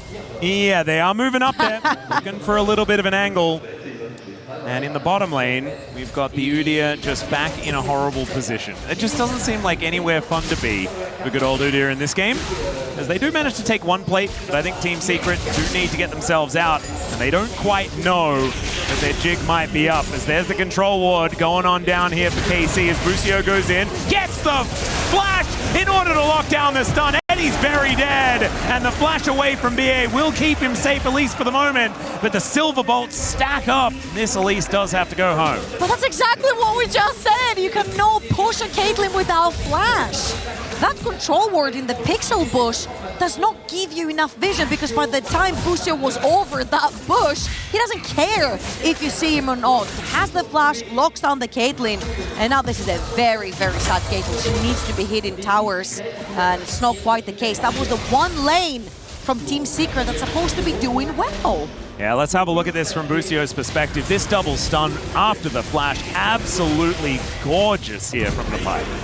Gets the Q as well, really nicely done. For the whole bounce house feeling on the Caitlyn, and Eddie didn't get to play the game. Grabs a call from earlier and just hopes he can cash it out at some point, because this Caitlyn is one of the few damage dealers that this team has this game. Yep, does still have a slight lead. So not going to be feeling too worried, obviously, from that plate from earlier. It's a nice little dash away here from Dire, but the Bone Skewer is going to connect. Man, Busio having a much better performance this time around, and that is going to be Dire realizing there are way too many people here and will be taken out. It's Yike that grabs that kill as Histo going to try and answer with a Drake take. I don't know whether that's really going to help them out, as the kills are equalized and the gold now going over towards KC. Yeah, Dire overextends just a little bit to try and catch his wave, get the CS. Busio shuts him down on the pike. What a great performance so far. He's been putting a lot of pressure around the map, and KC really need this. We really stressed how Busio needs to play together with Yike to create that pressure, and they've both been doing that this whole game so far. Yeah, really, really nicely done. KC do lose out on that dragon though, so nothing being gained back here by Team Secret, as the Grubs are now going to spawn, as you saw picture there. Summoning circle. Yeah. And no one really paying them too much attention, as Pun just desperately trying to pick up whatever he can find. He will he's got his Warden's Mail, you know, and he is building slowly towards enough armor to be able to exist in a lane. Even though, I guess, the Bane does true damage. Sometimes armor just isn't enough. Okay. Even if he gets to his run to win Stone hold that thought. Oh no, Pun, abort. Oh dear, the Cyclone comes in, immediately he's thrown up, the Bone Skewer's set up, and he tries to run for the hills. But yeah, there's an ultimate there.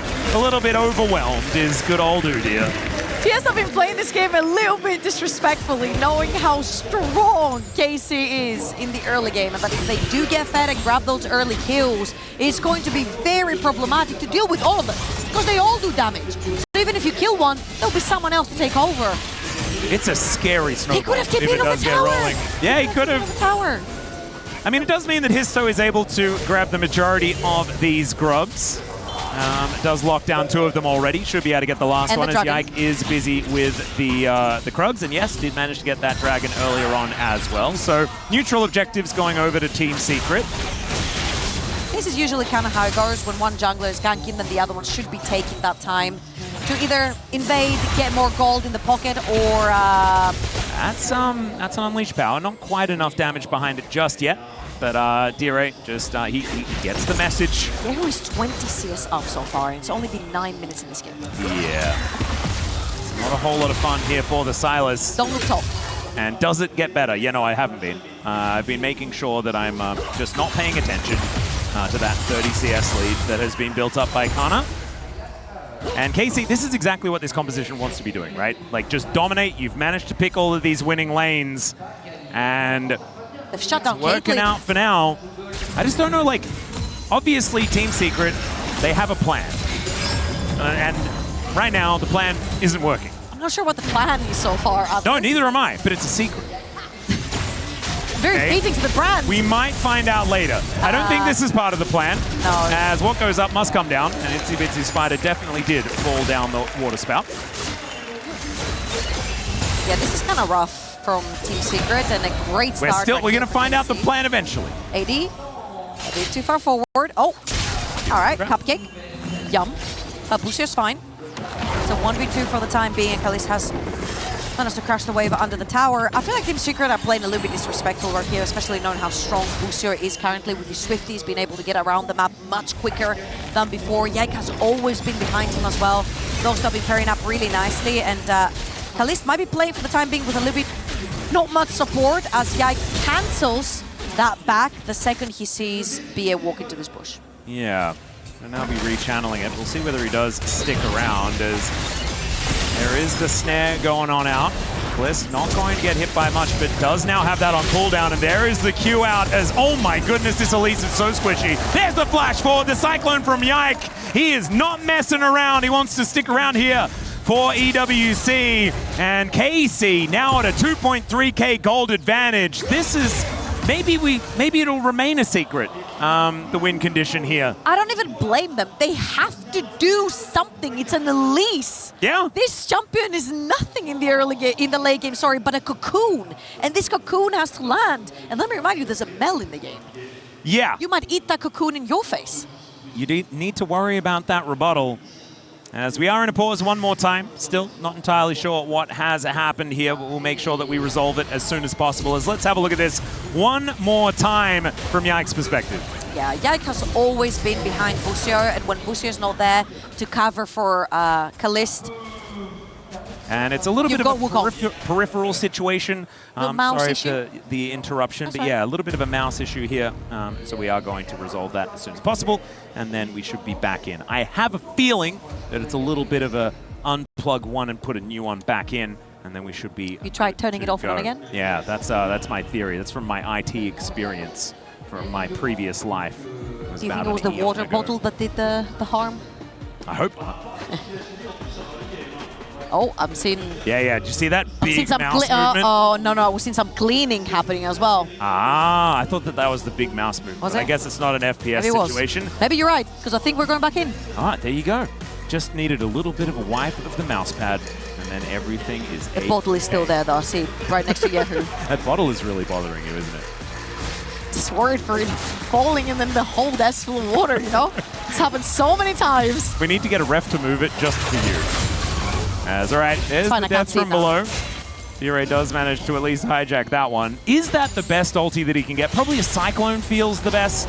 I would say anything with CC. Silas wants to be able to stick to the targets, and even though he is kind of mobile, more extra stick survivability is great. That's what I was just thinking about. I'm like, I guess you can chase people a bit better. Unless you could use her Q as well. No, but like, don't you get a little bit more like approach speed from her ult, or does it actually just buff up the passive that Vayne already has? Is it really that great? No. Yeah. But I'm just wondering if it does anything at all. Because yeah, you cannot tumble, so going invisible isn't really a thing that I'm thinking Pike ult, if he wants to get extra damage. Yeah. Or potentially the Wukong would be great ults right there, as Busier just takes down Dire quite a bit more. And Trinity Force completed for Yike right here. Again, any Trinity Force champion that completes this item on time, and it's just 13 minutes into the game, becomes a little mini boss for the time being. And luckily right here for TS, they are first to the play. They have set down their vision. So KC, they'll put their hands up for this time and say, it's fine, we don't have to contest that. We'll contest the next one, or we'll contest the top lane. Yep, I think contesting the next one will be a good idea because Hextech Soul is a big deal. 4 people top. And Pun is just wondering why he is getting abused so much in this game. I don't know, it might be because he picked Udyr. Maybe. And that was always going to be a bit of a difficulty. Oh dear. Poor Pun. He has always really liked Udyr. I think even when he was over in the Kester Cup playing for Vietnam, I think he played this champion quite a few times off meta. It was a top laner for quite a moment, but hasn't been around for a while. Still, he likes it. He's going to be moving towards the bottom side because he saw that there was no bad guys down there. As Kalista with that Solar Snare is not going to connect onto Eddie. And biding their time, Team Secret for now, but I think they're going to need a lot of it. As you can see, there is not much of a gold lead for anyone outside of 1 gold advantage for the Elise. That's great, man. You need the Elise to not fall behind because she becomes target number 1 for KC. I think she still is target number 1, no matter what, whether this is ahead or behind. You did see BA sort of walk up and down that topside river trying to set down some vision. The next neutral will take it for 30 seconds, and it is spawning on the top side of that river. So they want to be able to get some vision in case they might want to contest or make a play, or at least keep their Caitlyn safe, who's now been set on the shortest lane of the map, which is that mid lane since it's flashless. Yeah. Okay, things calming down. Probably bodes well for Team Secret as the Condemn is going to throw Pun away from the ward for a few moments, but he does manage to take it down in the end. Dire moving on in as maybe Canna could be in trouble. Still going to be a lot to contend with though here for Team Secret. He's just decorated with damage. There's the flash forward. They do manage to get the mini stun, but there's the ulti out of Canna. He's being so frustrating. The Condemn's not enough to manage to get the kill. And now Dire is looking for the angle. He's going to need to connect it as he flashes forward to lock down the kill. Still the death from below. From Busio is going to be able to answer it as Histo diving forward. Eddie finding the shots as the rebuttal doesn't quite do it. There's the shutdown as at least he's traded back immediately. Now Yike fighting against Histo, and BA just lights the monkey on fire and takes him down. I think that was a winning trade in the end for Team Secret. Team Secret with the 3-4-2, a couple of tire platings mid, and very importantly, a kill on Caitlyn that's going to get her closer to that second item. A bunch of tire platings mid, so again, we're seeing finally that action from Team Secret. I have to commend Dire right here. He had to get that kill onto the Vayne. They did commit so much onto Kana, and a fantastic flash ult from Kitstro just to push Kalist further towards that Caitlyn. Yeah, like playing Xin Sin in the mid lane, getting what looked like a kick flash with that Crescent Guard. Maybe. I don't actually know. Definitely not, based on the lore. But we could maybe try and figure something out. As Dire and Canna fighting one another, and Pun was probably like, Dire, can you please take care of this Vayne situation for me? And has been able to get a little bit of respite, although he is right now just running up the river, looking to help Histo out with Shelly, who should be taken now. 17 minutes here for Team Secret. Team Secret have been taking every single neutral objective that spawns on the map. 3 Void Grabs, 2 Dragons, the Herald right here as well as Eddie. He's left all alone to fend 2 members of KC as they try and take down this tower. Has done well, cleared the wave. Pun is going to be helping his fellow melee solo laner. It's like support Udyr here, making his way in towards the top side, but they do manage to grab that plate. And so a little bit more money into the coffers here for Team Secret. None of the 2 wants to play into the Vayne. Yeah, actually. So they're just sharing time. I don't mind the idea. I think it kind of works. He's like, listen, we both suck into this Vayne. Let's hold hands and do it together. Yeah, one of you annoy him while I get some CS. Well, we do have 35 seconds until this Hextech Dragon spawns. Would be soul point for Team Secret if they can get there, but right now KC kind of overloading this bottom side. They have a lot of vision available. It's going to be a tough dragon to lock down for Team Secret. I imagine KC stopping this dragon stacking is going to be a very big deal. They are circling Pun. The tower is really low. They're looking for a dive. Unleash Power comes down. There's going to be a free stun from the Scat of the Week as Yike finishes off the turret and then finishes off the kill alongside Busio. Yeah, Pun just really Short end of the stick. Fumble there. Pan knows that KC's playing towards the bot side of the map, especially with Dragon spawning. So he walks up to a tower that is literally 3 autos from dying. Nice poke right there from Eddie. And Team Secret, they look like they just want to play this. Well, I mean, his turret goes in. This Dragon down to 50%. Dire moving in. Callist looking a little worse for wear as the Solar Snare does go wide. Scatter the Weak does find a nice stun there onto Eddie. And there's the Rip. Carol diving forward. Dire found the Cyclone as well as they shut down their Syndra. And the Crescent Guard is gorgeous. The Drake is stolen away by Yike at 1 HP though, and that denies that soul point that Team Secret desperately wanted. It's not a 50-50 if Yike is in the pit. He's incredible with his smites and a huge smite right here to save KC from gifting over soul point to Team Secret. And that was best case scenario, I feel like, right here for Team Secret, only losing their Sylas in a 4 versus 5. Really nice engage to create space right here from Dire.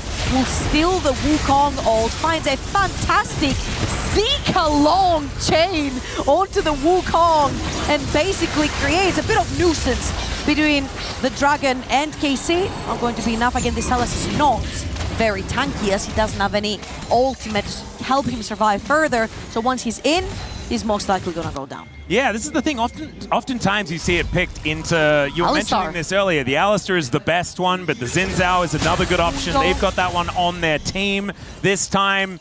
And so there aren't really those phenomenal options, but the Cyclone looked pretty good to me. So maybe he can utilize that moving further forward, as the Baron is going to be welcomed to the Rift here at 20 minutes. And 3.5 will be that next Dragon. Another opportunity here for Team Secret to try and grab that soul point. But it's a 3,000 gold lead now. Shrunk a little bit by this turret going down by Dire. And KC, I think, still with a lot of control here this game. And a reminder that Kana has majority of the gold lead, if not almost all of it. Desperate below for the gap close there, but Busio just explodes. It was great until it wasn't. That was it looked a bit like a donation. Blink and you'll miss it. Yeah, I miss him. He's gone now. He'll be back in a few seconds' time, though. 10 seconds until Busio is back available once again. And I think he thought that there was a Caitlyn there. Didn't quite know there was a that there was a Cocoon-wielding Elise alongside her. There was a Caitlyn there, though. He was right, BA. Walking into 2 members, misses the Cocoon. Yeah, going to take it right through the uprights there, but Clone does come down from Yike. And Team Secret not able to find any kills, but they do have control of this bot lane outer turret.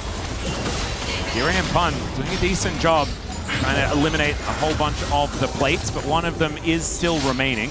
But you can't be bundling up 5 members down bot lane with no neutral objective in sight and just letting your other 2 lanes bleed. Mid lane, top lane, gone. Yeah, the Bash brothers, though, are moving towards Yehu here, is desperately trying to run away. The flash forward from Pun.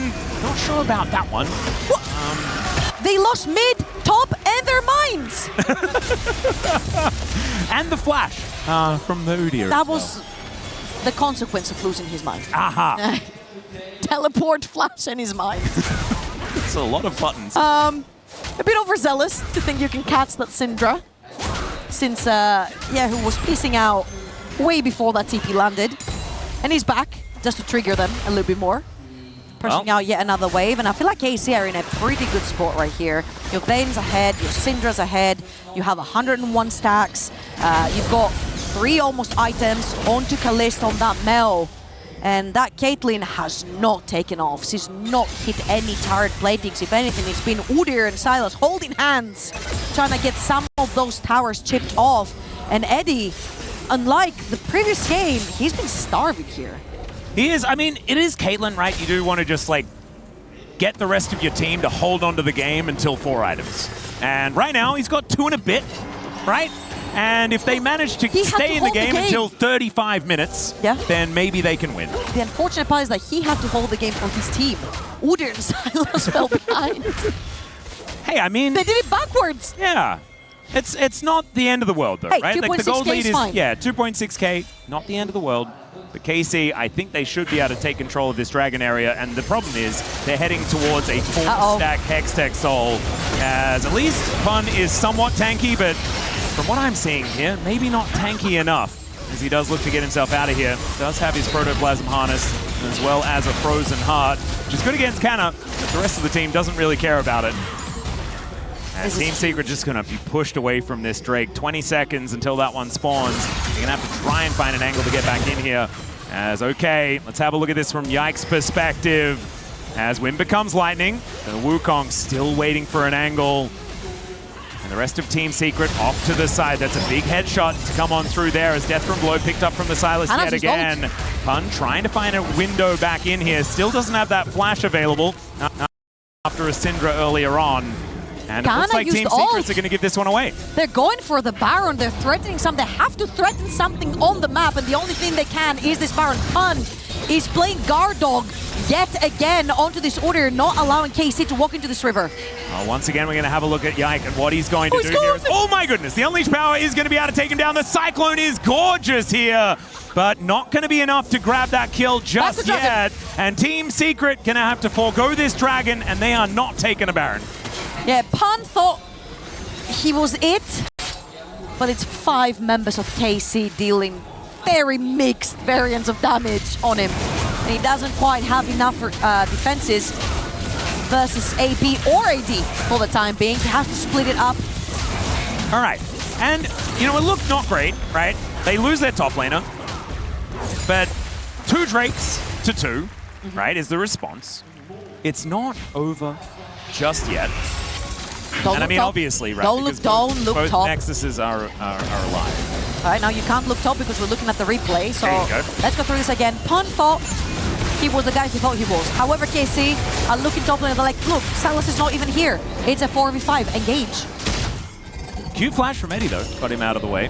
So did still have to use the flash. Now has his rapid fire cannon done, but when a Caitlyn is sort of behind the clock, can feel a little bit rough.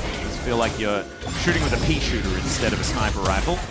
Canna with the most damage in the game so far, having been abusing Pun all game. The positive about the Caitlyn that we've been talking about is that everyone on KC does damage, therefore all of them are very, very squishy. You get hit by a headshot, you get hit by a QE combo, then you will be chunked down more than 50% of your HP bar. Maybe not for Wukong, but for everyone else, I think this sounds true.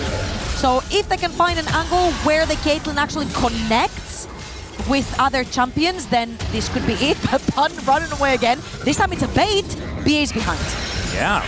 Gonna make his way in there. Great Cocoon is going to connect as Busio likely in trouble one more time as what goes up does come down, and this time it's right on top of the pike. BA somehow surviving there as, man, Canna does a lot of damage with 2.5 items complete on this Vayne, but not enough to even out the trade. Doesn't do anything though. There's no neutral objective. Mid lane has been pushed again by Kalist. Those minions are dying under tower, so KC are really milking the time that TS are trying to play super aggro. They're sacrificing the support, so what? They're getting so much on the map by pushing constantly waves that no one soaks from TS. Dira's trying to do it here towards the top side, but like you were saying, I mean, that advantage for the Syndra is still there. Let's have a look at this one more time, though. VA finds a really nice Cocoon. Yeah, uses the E as well to land straight onto the pike, and the flashes after he flashes after the last auto attack has landed on him, which could have been his last. I mean, honestly, I was pretty scared, so I would have definitely flashed in that moment as well. Canna was doing a whole bunch of damage. And now KC back out onto the map once again. Busio not going to be perturbed as he flashes and hits a Spiderling. Yeah, that's a really cool thing about the Elise versus the Pike. You've got the extra bodies. Same thing as in the Fury. Get away from the Pike, and TS, again, playing a bit aggro in this river. They've got 2 items on their Sylas as well. So they're feeling pretty confident to take the 5 versus 5. However, Udir's down bot lane. Does have TP to join if he needs be. I do think that if Pun's not there and Yehu are not there, that's probably better for TS. That's right. Because, yeah, Pun has not exactly had the most fun so far this game. Currently 2,000 gold behind. The biggest gold lead is on Canna right now. And KC will be able to utilize that in order to build this advantage ever further. They're playing this one very slowly, though, and very respectfully, understanding that they are certainly against the ropes here. Any kind of mistake, things could really get bad fast. I feel like they're playing for Wukong's GA, and then they can more freely engage with Yike. He might have it right now after the Krugs. He had those 2 items for a very long time. There you go. GA completed, and I feel like now they can play with a little bit more ease, because even if he overextends, he at least gets into the GA stasis, and then his teammates can bail him out with sheer amount of damage that all of them do, that we talked about over and over again. And now it's a dance about the next dragon. It's going to be soul point somehow for both of these teams, as it's 2 apiece. And I do not see Team Secret walking down bot lane trying to get some sort of vision in this river. It's going to be so hard. As like you were saying, like it feels like a death sentence for anyone who walks into any brush. Punt tried. If it's occupied by KC. And yeah, Punt tried and showed at everyone that Baron, indeed it's just horrible. He was already looking a little worse for wear though at that time. Cannon pushes out this wave. Does have his Fiend Hunter bolts there as well. I love that lore accurate purchase. Because, you know, crossbows, hand crossbows and stuff like that as Busio gets himself into the Dragon Pit. Hex Tech gates taken here by Pun as he's looking to greet Busio. There's the ace in the hole. A lot of damage. Halves his health bar. Busio's health bar is not very large to begin with, as he is Pike. But still, Pun taking a huge chunk from Yehu. The damage potential and the damage taken potential on KC is almost equally as high as the flash from Pun. Okay. Let's see whether they can actually find an angle, as Canna, he kind of likes his odds as he looks for it, but there is going to be the lockdown. Busio grabs that kill in the end, as Yike is immediately down to the GA. Canna is running him up though, finds Eddie with Calist's help, and in fact he grabs a double as down goes the Xin as well. And that's why the GA was so huge, because Yike can play as aggressive as he wants, play as silly as he wants, over-aggress in these types of situations, and then get out. I think KC has to straight up looking for the end. Yeah, they're going to be able to take down this inhibitor turret at least. And that will put so much pressure here on to Team Secret. 6,000 gold the lead. And you're right, looks like they're not stopping, at least for the moment. Busio going to be catching up to the rest of the players here, as BA just desperately trying to clear out the wave. Dire goes golden. Does still have that death from below, but he's going to have to use it pretty quickly. Let's see whether he finds the angle. He does not, as he's locked down by the Syndra. BA has no health bar to speak of. Scat of the Week is fantastic. It's a naked Nexus now, but KC will not be killing it just yet as they take some gates to get themselves out. Hits the one shit. Yeah, obviously his toe is going to be following here. As the ace in the hole will be the end of the Syndra, as Pun wants to be able to stop them from making their way out. This might actually be soul point going over to Team Secret for some crazy reason. And these Nexus turrets, at least they will respawn, but unfortunately maybe not fast enough here for Team Secret. As yeah, this damage is kind of ludicrous. In goes his toe. There's the Crescent Guard. Maybe that's going to be enough to keep him alive for a little moment here, as Yike going aggressive. Callista's able to take down Pun. Man, pop goes the Udyr. And KC back on the front foot once again. And TS cannot do the Dragon now. They've just lost their front line, so they cannot enter Fog of War with Yike and Pike still there from Busio. So what a great team fight yet again. And the reason why Pike stayed behind was Busio tried to find maybe canceling some teleports from the set of TS, but KC really tried to end the game right here. What an incredible exhaust from Kana onto D-Ray, seeing as he took the Pike ult as well. Going for those executes, they'll take the extra kills and then they'll back off. KC, very ballsy. Yeah, there were some weird things that happened here. Canna also giving that shutdown over to BA is actually probably best case scenario. And Ye was like, he can't reach me to Sinzal. Huh, all right, well, we're onto the Baron. Immediately out of a replay into something else here, and let's see whether KT can do this one clean.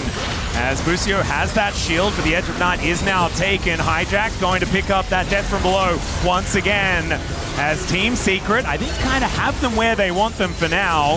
KC will back away, recognizing that they're not going to give them their best team fight. They will just back away. All KC have to do is just play patiently here. They've got a fat wave pushing down mid lane, allow that to create pressure on the map, and then potentially you can threaten the Baron. Also, Soul Point is free at this point, and it is a Hextech Soul later on, so even if something goes wrong in this game, you always have that Hextech Soul to fall back on. Not going to be the case for the time being. Yag's going to take the third one, which is going to put them on Soul Point finally.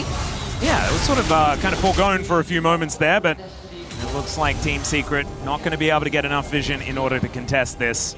As Dire here towards the top side, just trying to get as much money as he possibly can.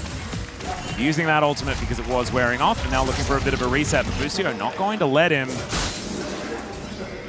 He is just going to have to walk a little bit further away in order to get to safety. Also threatening right there, because that Pyke Vayne duo is very deadly if they manage to catch up onto Sylas. This Sylas has a broken Seeker, so he wouldn't be able to sustain himself until his team shows up, and he's nowhere near finishing that Hourglass as well, as he just came from base and there was no extra item purchased for the Sylas. So a pretty dire situation right here for D-Ray, which is also kind of funny because if you spell his name. Yeah. Yeah. I didn't think of that. It just lined up. Sometimes the best puns are the ones that we don't intend. Right? But that's 4 items done for Eddie. I mean, the Caitlyn has reached that point. I mean, I said 35 minutes, but 34 is close enough. And he's also got that cheeky little vampiric scepter there as well. I feel like maybe too little, too late here for the Caitlyn. Very importantly, GA back up for Yike, and that's exactly what they needed to sort of play a bit more aggressive. Talking about playing aggressive, Busio. Yeah. Histo is going to go very aggressive as the Crescent Guard does go down. Pun is just being thrown around like a ragdoll as Dire gets himself in there. Canna running amok, going ballistic with so much damage here on the Vayne. Wants to land a couple more as death from below. Busio says that's enough of that. Let's finish this off and keep our dreams alive here at EWC and send Team Secret home. Eddie and Pierre the only ones left to defend, and it is not going to be enough. France leaves another day in EWC. KC will be able to take down this final Nexus, and they will be able to do it. Team Secret made them work for it, but in the end, it's KC with the home crowd behind them, keeping themselves alive. KC do it, but there's no big smiles in their faces. They know that Team Secret Wales is not one of the very big boys they want to be beaten, right? The whole dream is Worlds, Internationals, beating big teams. They come straight off of a